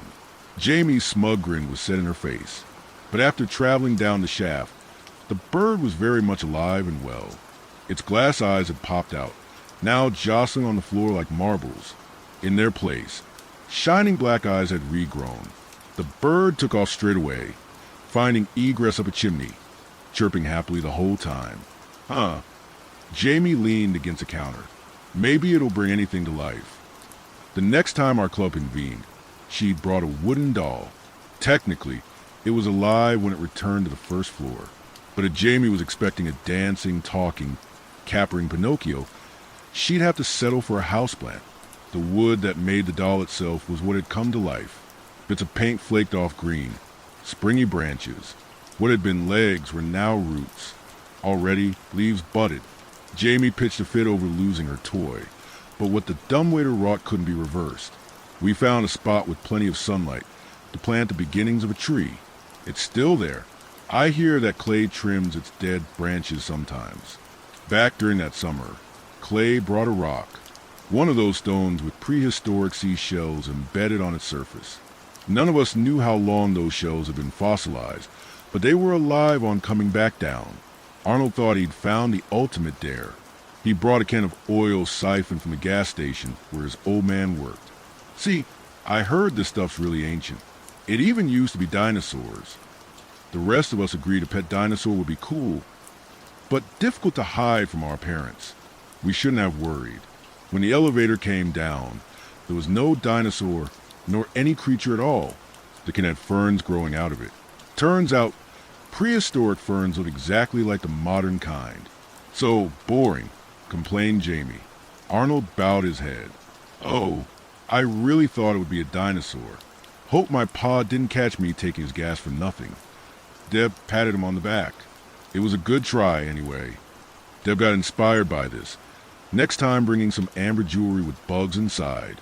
This was a grave mistake, because while magic brought the insects back to life, it didn't melt away the amber. The yellow-orange stones shuddered. While otherwise paralyzed, we saw compound eyes moving. Bugs desperately trying to figure out what was going on before they suffocated once again. Clay wasn't sure whether we should declare this experiment a success or a failure. Jamie insisted we get some ice cream. We were nearing the end of July, and wondering whether we'd still be coming to the mansion after school started. I don't see why not, said Clay. The Resurrection Club lives on, said Deb. Jamie had to be talked out of resurrecting a cheeseburger. As Arnold pointed out, why waste good food for only part of a cow? You guys just wait till Thanksgiving. Jamie crowed. I'll bring back an entire turkey. I rolled my eyes, if it can fit. We returned to the same highway where we had such success with Jamie's cat. Deb was just reaching for a baby armadillo when a cop car drove by. Hey, you darn brats. What the heck are you doing with that dead animal? Shouted a policeman. Only the officer used different words than darn, brats, and heck. Don't you know there's freaking germs in that stuff? While every sentence the policeman said was technically a question, it seemed like they merited an exclamation point, and he clearly didn't want any actual response from us. The angry cop veered away. Deb had kept calm through the whole altercation. Jamie and I were upset at how we'd been treated, but kept our mouths shut. But Clay and Arnold were both deathly rattled. The swearing policeman scared them worse than any of our teachers' previous threats of detention. We only needed that one bad incident to convince us to start hunting salvageables in more rural spaces. Like I said, these country roads twisted and turned something bad. It was near impossible to predict when someone's car would come rounding the bend. On the plus side, the trees were thick. If someone drove by, we'd instantly flee, hiding in the woods till the coast was clear. The only other problem was we couldn't get to the countryside by walking, so we biked. It was a perfect moment of a perfectly fine day when I walked into the middle of a two-lane road to collect a dead dog. From the remains, I figured it was one of those little cuddly things. Maybe in life it had been a sweet pug. Under its crushed skull, it still had a collar with a number to call. The owner probably had no idea what had befallen their dear lost companion. I meant to hand it off to Deb, who had her backpack open, but I was taking more time than I should have. See, I was too wrapped up in a minor heroic fantasy. No, I don't want any money for making your reunion possible. I would say to the owner, the joy on both your faces is enough for me. Headlights burned into the back of my head. The big truck swerved early enough to save me, but with that sharp curve, the vehicle crashed into a solid wall of evergreens. You know, that car looks like the one my daddy drives. Deb seemingly went into shock while the rest of us panicked. She raced over, peeking into the car's shattered windshield. The airbag had failed to deploy. It is my daddy. Her voice turned even more high-pitched than usual, a pained screech. At the time, cell phones existed, but they looked like bricks and only business people owned them. So as a mob, we hightailed it out of there on our bikes. In an absolute turnabout, we willingly went searching for police. Deb stayed behind to check if her father still had a pulse. "It really doesn't look that bad, Daddy," she said to the unconscious, or worse, adult. When we reached the nearest home with a phone, that Clay's grandmother, we called in the incident, anonymously, though we didn't know the word at the time. Arnold led me, Jamie, and Clay in a race back to the scene of the accident to see if we could do anything else to help our friend and her father. But by the time we got there, an ambulance and several cop cars were present. They had a band of blowing horns playing to a flashing red light show. Either side of the street had blockades set up with signs saying to turn back. Relief washed through our group. We couldn't see Deb in the crowd, but Arnold recognized a cop who had cussed us out. The four of us silently turned around our bikes. We rode straight to our homes. In time, each of us had our parents come into our rooms and tell us about Deb and her father going to hospital. When it happened to me, I feigned surprise. My mom fussed about me seeing someone, or something called a therapist. I didn't know what that was at the time, but to my young ears it sounded ominous. I learned soon enough. The club had all agreed beforehand to play dumb, giving away no clue that we'd been near the crash. And in my case, that I'd caused it. For 2 days, we heard nothing from Deb. In that time, none of us went out to play, to enjoy the brief slice of August we had before school started up again. It was like we had all independently put ourselves into our own personal timeouts, and we deserved it, especially me, after those couple days. Only Clay still wanted to visit the mansion. What if the magic only lasts a set amount of time? It might run out of energy. Each thing we bring back might be the last. So let's make it count. I know a kid whose old hamster's been sick a long while and finally died today. We can help them. The rest of us felt no enthusiasm. Fear gnawed at us that, to add to the tragedy of someone already getting hurt, we'd also get in trouble. We discussed the possibility of juvie. Only Jamie seemed fine with it. Arnold was first to take Clay's side. My old best friend had neglected to mention he'd gotten a call from Deb. I sighed. It was best to keep away from our parents. At any time, they might discover what really happened. Our complicity. The terrible truth was just a phone call away. Only Arnold was certain Deb wouldn't rat us out. So, for varied reasons, we accompanied Clay on his task fetching the hamster.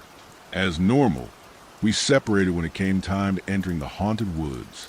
The mansion had been meant as our clubhouse, a place of sanctuary against heat, bullies, and chores. Now, I could only glare at the place. To the surprise of everyone but Arnold, Deb was there. She looked like she hadn't slept for days, but she was smiling a lot. She wore her backpack, which looked heavy with something. Arnold offered to help her carry it. She waved him away and recounted what had happened to her family in the last few days. Yeah, we had an ambulance ride with this real loud siren that hurt my ears. At the hospital, my mommy was waiting. The doctors did the best they could, but said Daddy wasn't going to make it. He'd been hurt too bad by his own truck. "Deb, I'm so sorry," I said. "It's okay, Ben." Deb kept grinning. Mommy was crying in her wad of tissues, and that got me crying too. But it made it so I could sneak away from her and find one of those skinny knives the green shirt doctors use. And it was real sharp. I cut myself a little. Deb showed us her finger, which had a Band-Aid wrapped around it, sharper than any scissors I've owned. See, I knew the dumbwaiter size meant I couldn't bring all of him. She teared up as she smiled. So I had to choose the most important part. "What's in that backpack, Deb?" asked Arnold. While he wore a crew cut, the little bit of hair he had on his head stood up. "Please tell me those red stains are just ketchup," I begged. Clay dropped the hamster he'd been carrying. Jamie smiled. "Well, let's go up and see what we can do." It took all 5 of us to tug the rope. Whatever supernatural force existed upstairs, it had always proved reliable.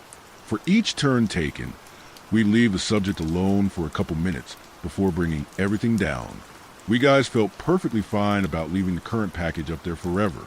But no, the girls pulled the left rope. Deb rushed to unseal the door. For the first time since discovering the dumbwaiter's magic, I wished it wouldn't work. My wish failed to come true. Deb cheered and tried to hold Arnold's hand. He pulled away. I don't know what he's saying. Clay's hands covered his mouth as he spoke. Well, of course you can't, said Jamie. Deb's dad may have a tongue, but without lungs, there's no way for him to make sounds. But he still has ears. Deb dried her tears. So he can hear me say, I love you, Daddy. Forever and ever. And she kissed the top of the severed head that we had returned to life. Wait, I said with a shaking voice. I can tell what he's trying to do with his mouth. He's screaming.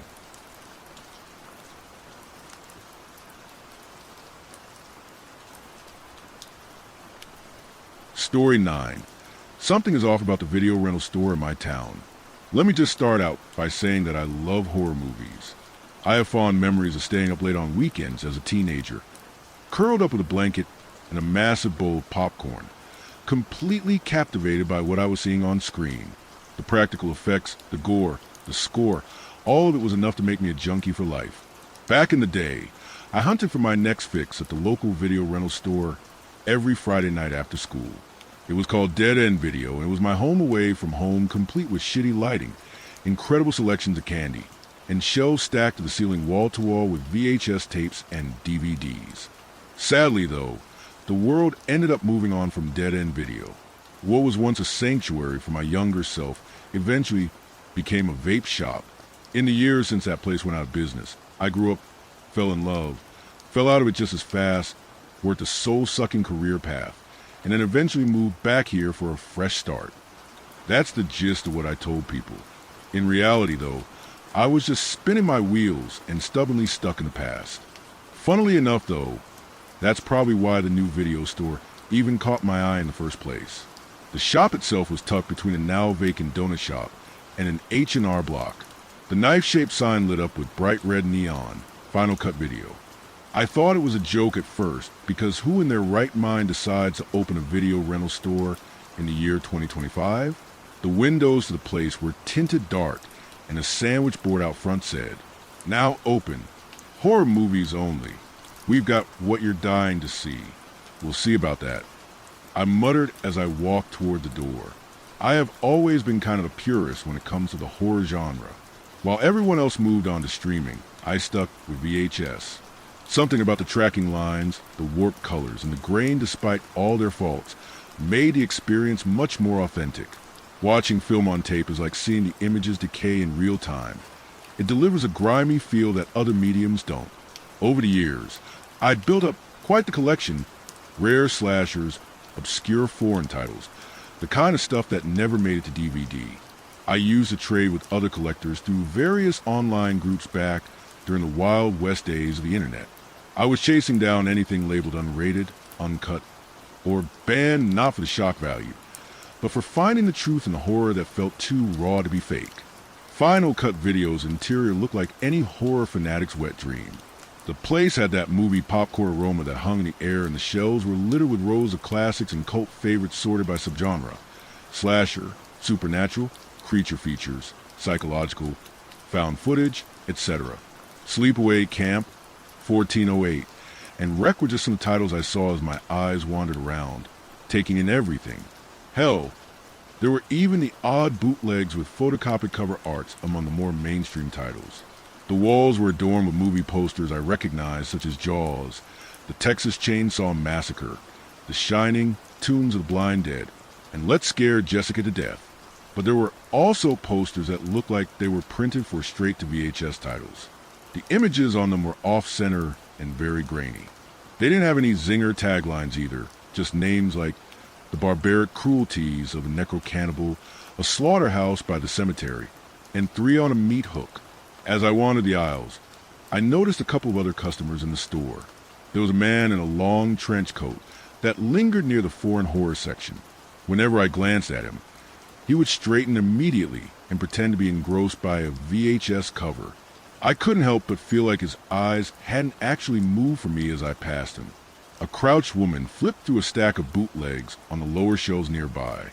She seemed absorbed in what she was doing, but every so often her gaze lingered on me before she returned to her task.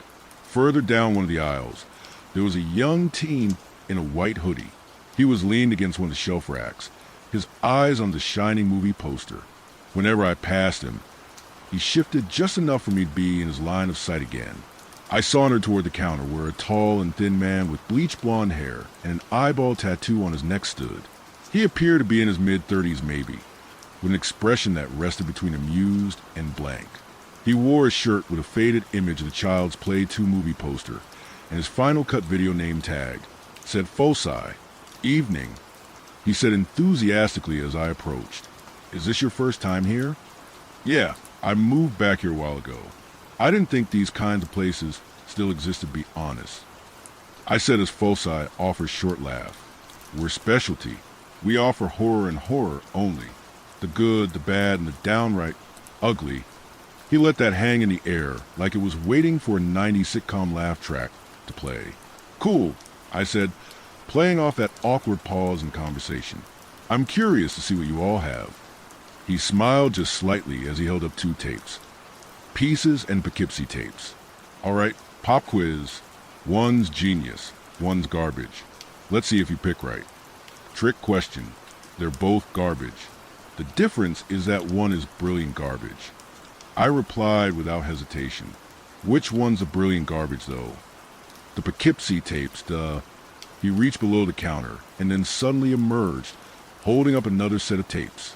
"Okay, Night of the Living Dead or Zombie. Which one of these do you respect more?" Romero's is a classic that birthed the zombie subgenre as we know it, but zombie is beautiful chaos with tasteful gore. I'll have to get to Romero, although I do love Foci's work immensely. He grinned with delight at my answer, a respectable opinion. "Hey, Hooper, Roth, come up here. We got someone with taste." I turned to see 2 more clerks make their way towards the counter. The one whose tag said, Roth was a short, stocky man with a buzz cut, and he wore a moth-eaten Iron Maiden Power Slave hoodie. The other clerk, who had been meticulously organizing a stack of unlabeled VHS tapes, was thin as a coat rack, with choppy, uneven bangs that looked like she cut them herself with a knife. Her oversized cardigan hung off her like it belonged to someone much larger. The name tag attached to her cardigan read, Hooper, the letters appearing faded like they'd been scrubbed clean too many times. Foci cleared his throat. "Now, let me ask you this. Which is the better Dario Argento film? Suspiria or Inferno?" Suspiria is the only correct answer here. Argento crafted something truly masterful with that movie, and while Inferno is interesting, it's stylistically a mess. Now, that is bold. Foci stated as Hooper and Roth nodded their heads in agreement. "Can I ask him a question?"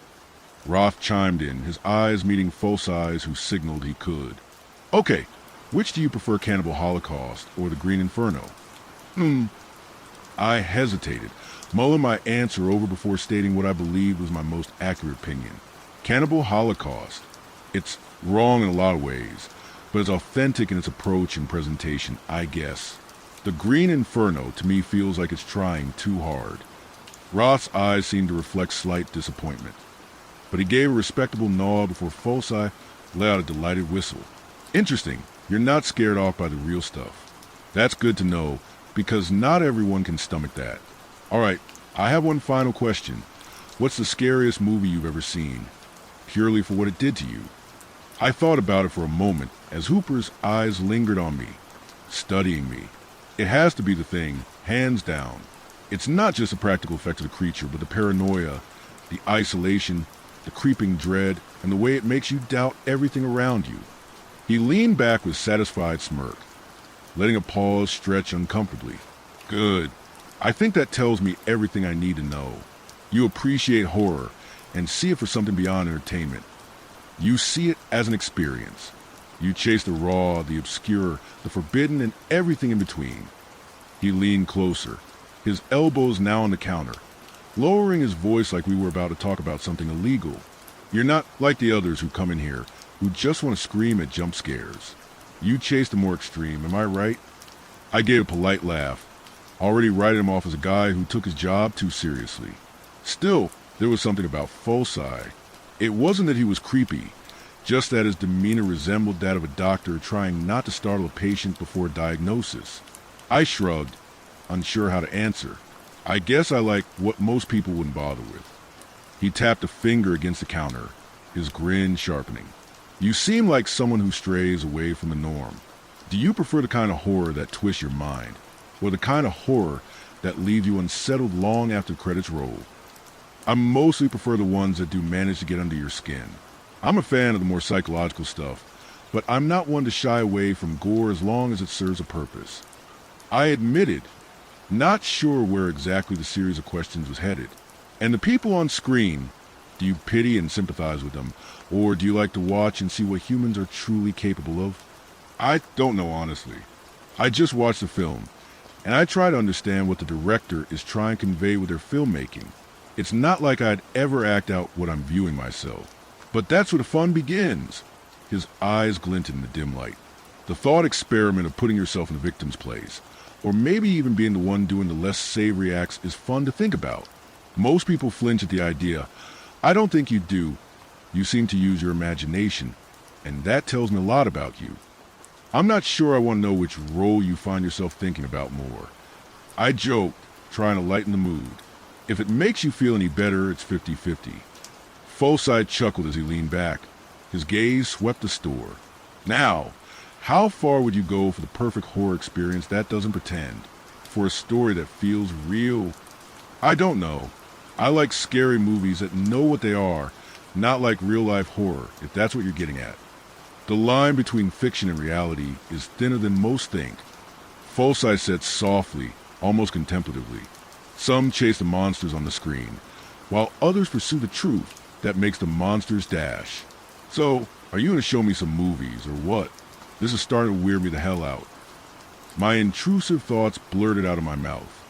Folside squinted his eyes, seemingly not liking the fact that I interrupted what he was saying. What I'm about to show you is something we don't normally show off to customers. He tapped the counter twice and waved a hand toward the back room. Roth walked back that way without a word. Hooper hadn't moved, but she was watching me intently, like she was waiting to see how I responded to what Folside had said. We've got a private collection, Folside continued. Stuff that's not on the shelves. They have no cover artwork or credits on IMDb. Technically, these are films that don't officially exist. You won't find these in any collector group either. Hooper chimed in. Her tone made her words seem like a dare. I raised a skeptical eyebrow. Are you talking bootlegs? What the hell do you have back there? An original work print to be gotten? Sure. Bootlegs, that's what we'll go with. Roth reappeared from the back room with maybe a dozen battered black clamshell cases and set them on the counter. There was no art on any of the VHS tape covers. Every single one of them were unmarked and unlabeled. Some appeared scratched. Some had melted edges near the spool, and one was even crudely taped back together, like it had exploded in a VCR, and someone had reassembled out of spite. What they all had in common were white stickers in the middle of the tape with messy, handwritten text such as, "Until you see the eyes," Jeremy Vane was already in the trunk, and the victims carved in the bark. Folside grabbed a couple of them and held them carefully, like he was handling bombs instead of tapes. These tapes are priceless pieces of the Final Cut collection. Folside spoke reverently. Each of these is a one-of-one. There are no copies. These are one of a kind in many ways. They don't end when they're over. Cute line. I smirked as Hooper leaned in from her spot. No, he's serious. She held my gaze for a beat too long, then turned away. I nodded and continued to look over the assortment of tapes on the counter. My eyes quickly settled on a plastic casing that looked like it had been left in the sun for too long. Someone had scratched the title into the edge with what looked like a needle. The Incident in Summerbrook Forest. What's this one? I asked as I picked it up to study it. Folside paused before answering. That one's a tough watch, to say the least.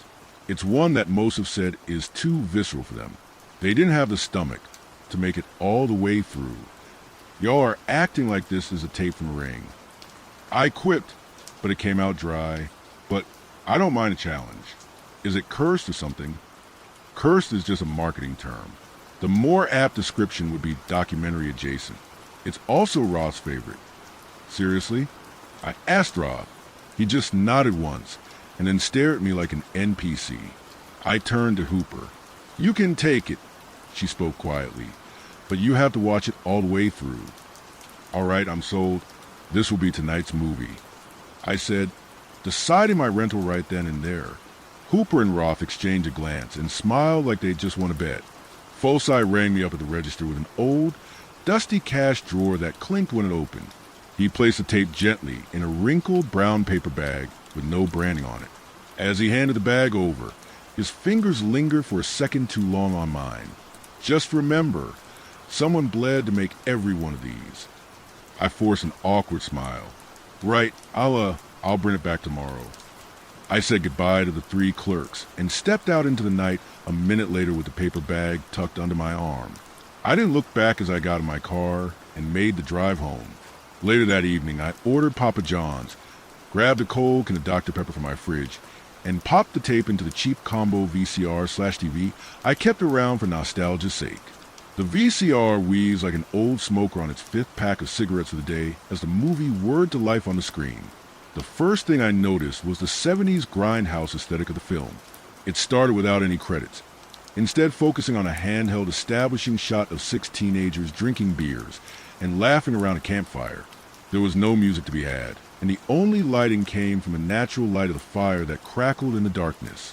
It felt like I was watching someone's home video that was left in a storage container somewhere. The voices of the teenagers were barely discernible. I couldn't really make out anything they were saying.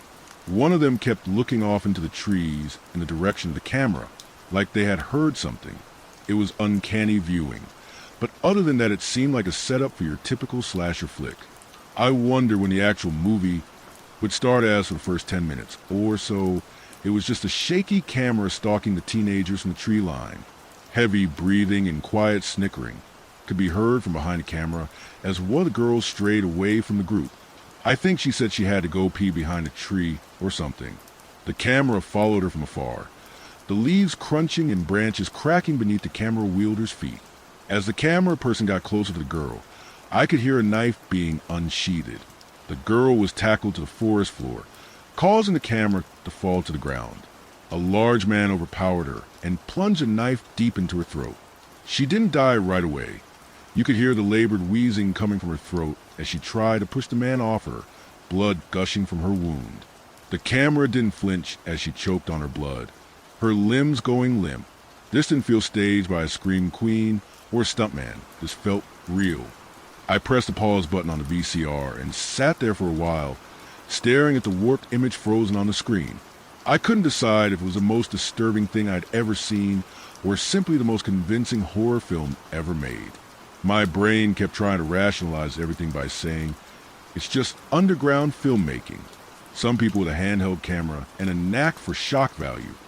Eventually, I laughed it off and told myself that I was being overdramatic. I'd seen worse, right? It was just a movie, nothing more than harmless fun. That's what I kept repeating as I pressed play again. I watched as the scene changed to show the rest of the group had been tied up around the campfire. Their wrists were bound with duct tape, and they had burlap sacks pulled tightly over their heads. Their movements were sluggish. The muffled sobs under the fabric were picked up faintly by the camera as it was set down on the ground. I could hear the sound of the lens cap being unscrewed as someone was approached. A shadow moved almost out of frame. It was a cameraman's hand passing a handgun to someone off screen. Which one of your friends is first? You could hear the smile in the voice that asked. The person holding the gun had finally stepped into view, their features half lit by the dying campfire. He looked familiar, but I couldn't figure out why. His breathing was loud and unsteady, clearly panicking at what he was about to do. He looked around at the figures surrounding the fire, pointed the trembling hand with the gun at one of them, and fired. Pop! The first shot echoed like a firecracker in the night. The head snapped back and the body slumped sideways, collapsing to the ground. The next 2 shots came much quicker and with less hesitation. Piopi pop. Each of the burlap sacks turned dark at the top as blood poured through in slow, syrupy streams that dripped down into the dirt. The camera didn't flinch at the horrific act that had been committed, and no dramatic music or clever editing tricks changed what I had seen. The wind rustled the leaves in the nearby trees as laughter filled the air. Then, with no credits to signal the end. The tape clicked, and Elle heard the noise of hissing static overtake my TV. I stared at the screen for a long time, unsure what to feel about what I saw. I ejected the tape, but just sat there, holding it in my hand. I told myself that it was ridiculous to feel the way I did, but I couldn't help but feel unnerved. What kind of movie was this? I asked myself repeatedly as I turned off the TV, put the tape back into its case, and went to bed. I tossed and turned in bed, telling myself that the movie was just a really well-done underground film. It had to be one of those weird Eastern European things that never made it out of tape trading circles. That's what I wanted to believe, but a part of me didn't know what to believe exactly. I was just starting to drift off when I heard the quiet rustle of footsteps outside. I got up, pulled the curtains aside, and I felt my skin shudder. From my window I could see maybe a dozen people just standing in the street, standing completely stationary as they watched my house. I couldn't make out any of their faces, but they all appeared to be wearing the same set of dark clothes. Their heads were tilted toward my window, like they were directly staring right at me. For what felt like an eternity, nobody moved. But then one of them slowly raised a hand and pointed straight at my window. I stumbled back from the window, scared out of my mind by what I was seeing. When I went to go look out my window again, though, they were gone and the street was completely empty. I got out of bed, walked toward the front door, and opened it, half expecting to catch some pranksters running away into the night. But no one was there. It was completely quiet outside, except for the sound of faint whispers coming from somewhere nearby. I could hear numerous voices, all repeating the same words like some kind of ritualistic incantation. Did you watch it? Did you watch it? The voices swelled to a chaotic crescendo as the crunch of gravel signaled approaching footsteps. I slammed the door shut and locked it, double-checking and triple-checking that it was locked before I turned off every light in the house. I backed away from the door, trying to convince myself that it was all in my head. But then I heard knocking. It started off as a soft tap-tap-tap, before it gradually became a furious pounding of fists against the door. Did you watch it? The voices were right outside my door now, overlapping with each other to create a maddening chant. I could hear something that sounded like fingernails scrape against the doorframe amidst all the voices. On the crack in the doorframe, I could see shadows moving and twitching in a frenzy. I backed toward the hallway, the doorknob rattling aggressively as I ran into my room and grabbed a baseball bat. Leave me alone. I screamed, brandishing the bat trying to look intimidating. The only reply was a single whisper pressed right up against the front door. Did you watch it? Then, just as subtly as it started, it was over. The doorknob had finally stopped jerking, and it felt like the world was holding its breath. I stood there for what felt like an hour, listening for any sort of footsteps or whispers before I dared to peek through the peephole. I didn't see anybody, and the street seemed to be empty again. I went to the living room and sat on the couch with the bat in my lap, fully intending on waiting for the sun to rise.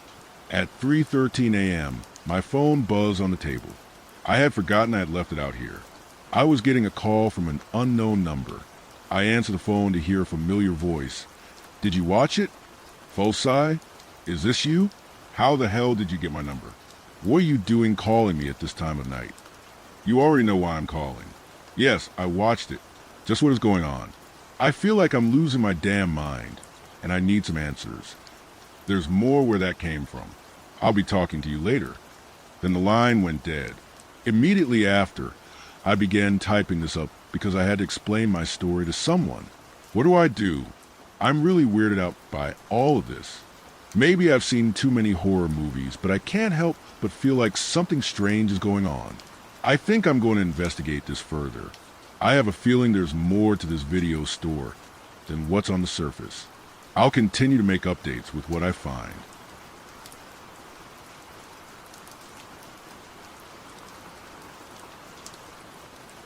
Story 10.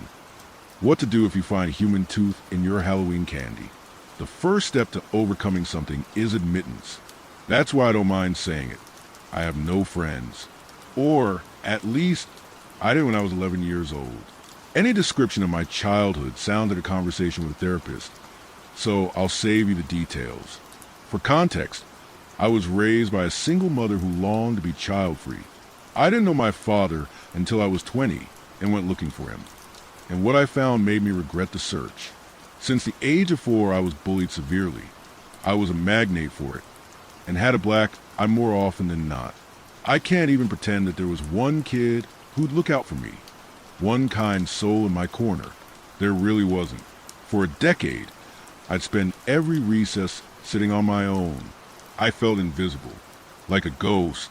Not even teachers seemed to care, and would always ignore my raised hand in class.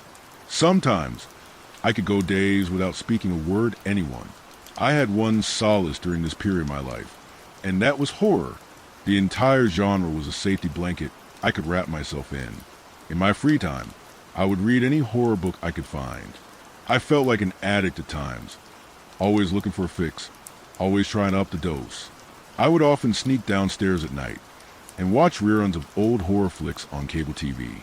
Sometimes, when my mother was wine drunk enough, she let me curl up on the sofa next to her, and we'd watch one together. Although infrequent, they were the happiest memories of my childhood. Naturally, Halloween was the only day I had ringed in my calendar. It was when I felt most at home, most understood. I wished that feeling every day, but was glad nonetheless that it came for even 24 hours a year. October 2008 was the first year I'd get to truly live out my Halloween fantasy. My mother made the executive decision that I was now allowed to trick or treat without her supervision, as long as I didn't go too far and came back by curfew. I agreed excitedly and spent every day from August onwards counting down the hours to the big night. When my Garfield-themed calendar finally landed on the 31st, I felt a wave of calm wash over me. My costume was perfected. I was going to spend a day as Leatherface from the Texas Chainsaw Massacre. I made the mask myself from papier-mâché, and that coupled with a yellow apron and plastic chainsaw really brought the whole thing together. Now, I was extremely scrawny even for the standards of my age, but I like to think I pulled it off. I ate breakfast in it, I carved pumpkins in it, and even went out to the store to pick candy in it, while perusing the quickly emptying shelves of sweets. I walked past one of the bullies at my school. He didn't notice me. I felt invisible again, but this time in the way I wanted. I picked out a nice, classic selection of candy, and when I got home, filled a few bowls to the brim. I instructed my mother on the importance of trick-or-treat maintenance, explaining that if she leaves them unguarded for too long, they'll be ransacked. She assured me she would, and waved me off without looking away from the TV. The streets were magic. Horde of costumed kids paraded around, all carrying sacks of slowly filling goodies. There were some good ones, I admit, but I was confident I had the best costume of all, even if it was slightly ruined by the inhaler necklace. I wandered the streets on my own, drifting from door to door and lining my pumpkin-themed bucket with candy. I felt free. A little later on in the night, I started to tail this group of kids my age, but from a different school. I followed a few steps behind them for a while, until an older boy dressed as Beetlejuice turned around and told me to fuck off. Disheartened and feeling an asthma attack coming on, I sat down by one of the park benches near the green and took my mask off. I wiped the sweat away and took a bang on my inhaler. Just before I got ready to carry on my merry way, I heard a familiar voice yell my least favorite nickname. "Hey, look, it's Dick Nose." My ears curled over as I looked everywhere, noticing a few kids in my class loitering around the nearest gazebo. Vern, a rotund 13-year-old in a skin-tight Spider-Man outfit, yelled and pointed at me.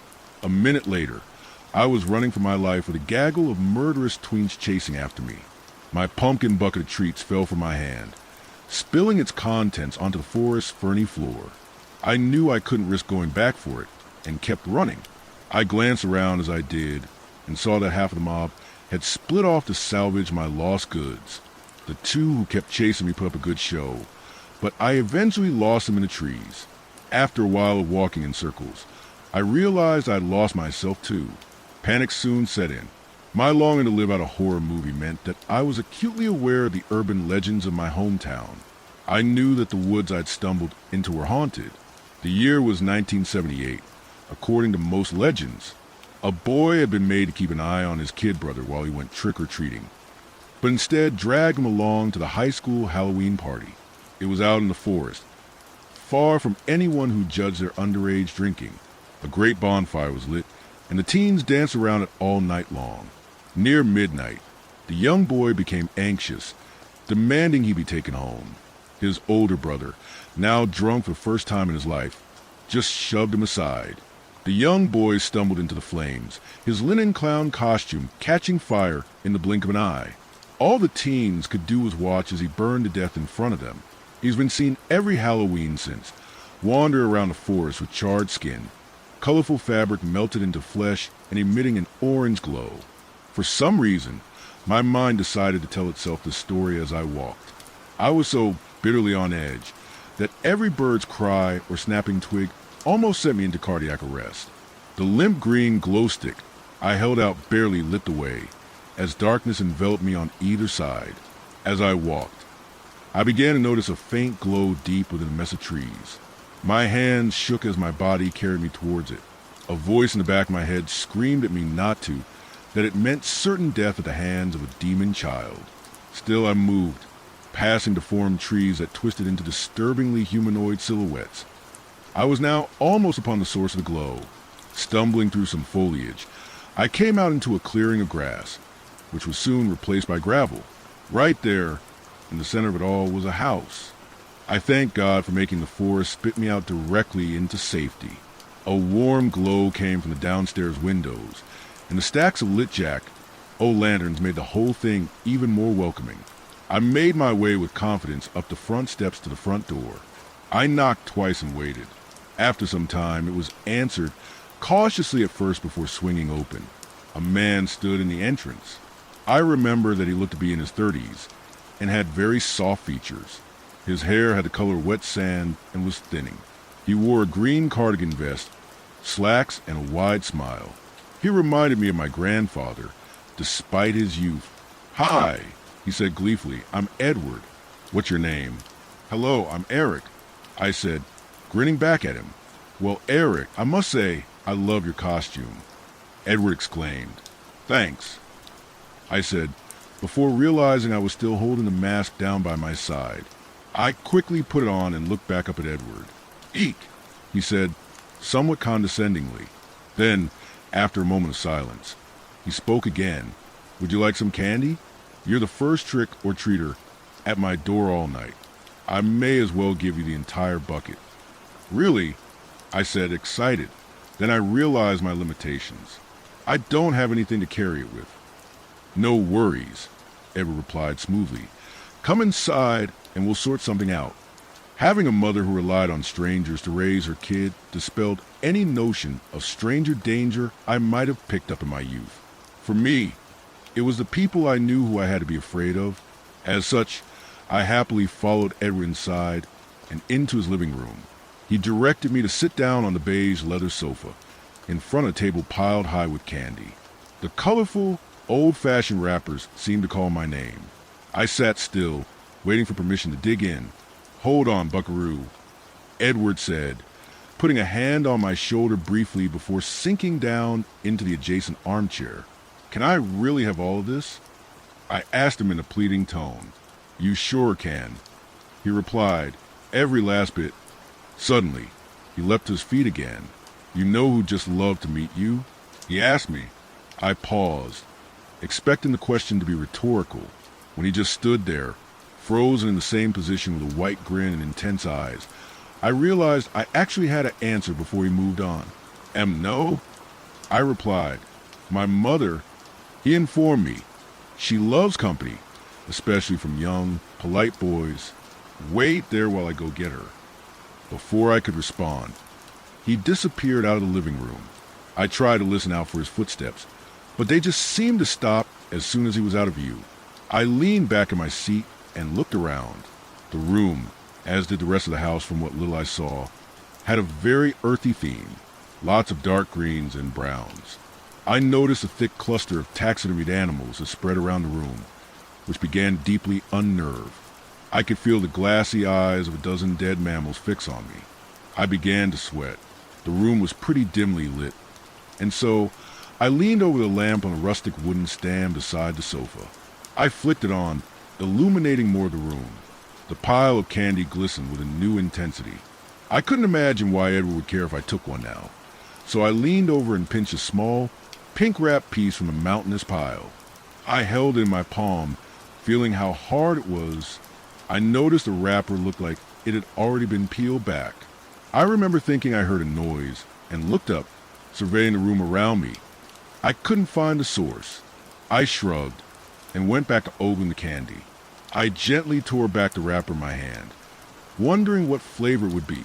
It was a human tooth, a molar to be exact. It was stained and yellowing, and I couldn't stop staring. It kept in the palm of my hand, my shock and disgust mixing to create a powerful paralytic. "Ooh, lucky. You got one with some gum," Edward said as he closed in on me.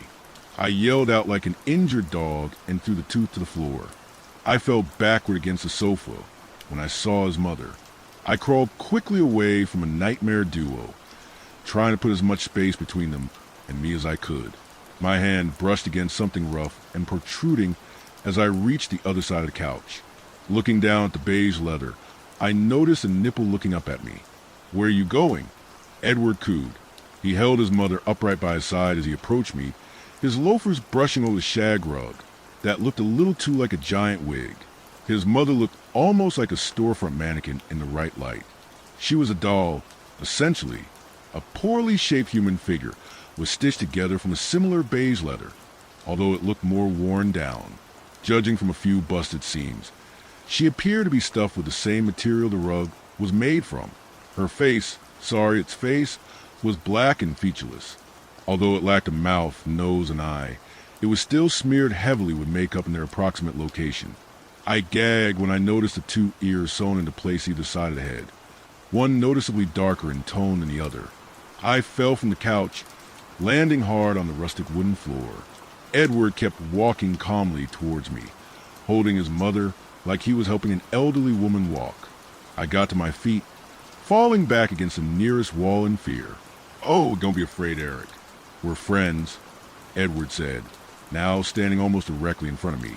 "Come with me and I'll introduce you to the rest of my family." I let out a shrill scream that tore its way through my throat. A dose of adrenaline hit my brain, and I grabbed a taxidermied raccoon with bulging eyes from the low shelf by my side. I span around, slamming its heavy wooden base against the window behind me. Part of it shattered, and I took a leap of faith, jumping through the window and onto the shrubbery beneath. I limped to my feet, staggering away as fast as I could from the glow of the house. I made my way across the gravel of the driveway, trying to put as much distance between me and the house as possible. Just before I made it to the barely paved road that led into the forest, I looked back. The door was open, and Edward stood not 50 yards away from me. The light behind him turned his form into a detailed silhouette. His right arm was thrown over the shoulder of his mother. His left was clutching the doll's wrist and held it above his head. He was waving it back and forth, as if to bid me farewell. This happened almost 17 years ago, so forgive me for my foggy memory of what followed. I kept running as best I could down the gravel track, which eventually turned into a dirt path which became increasingly overgrown. After following the path for what felt like days, I eventually emerged from the tree line to a main road. I made it back into my town just after sunrise, still scared and shivering. A cop picked me up and let me stay at the station with a blanket and a warm drink while she tried to contact my mother. During those few hours, I explained everything in as much detail as I could. Finally, my mother did come and pick me up, but not before the cop had taken an official written statement of my account. Of course, that wasn't the last I heard. The local police found Edward and arrested him in relation to 3 missing persons cases dating back almost a decade. From what I could gather, he's now serving a lengthy sentence somewhere out of our small county. The detail that still keeps me up at night, however, isn't the knowledge that I was sat in the front room of a sadistic killer when I was just 11 years old. What keeps me up at night is the fact that, despite their comprehensive search of the entire property, they never found the dolls.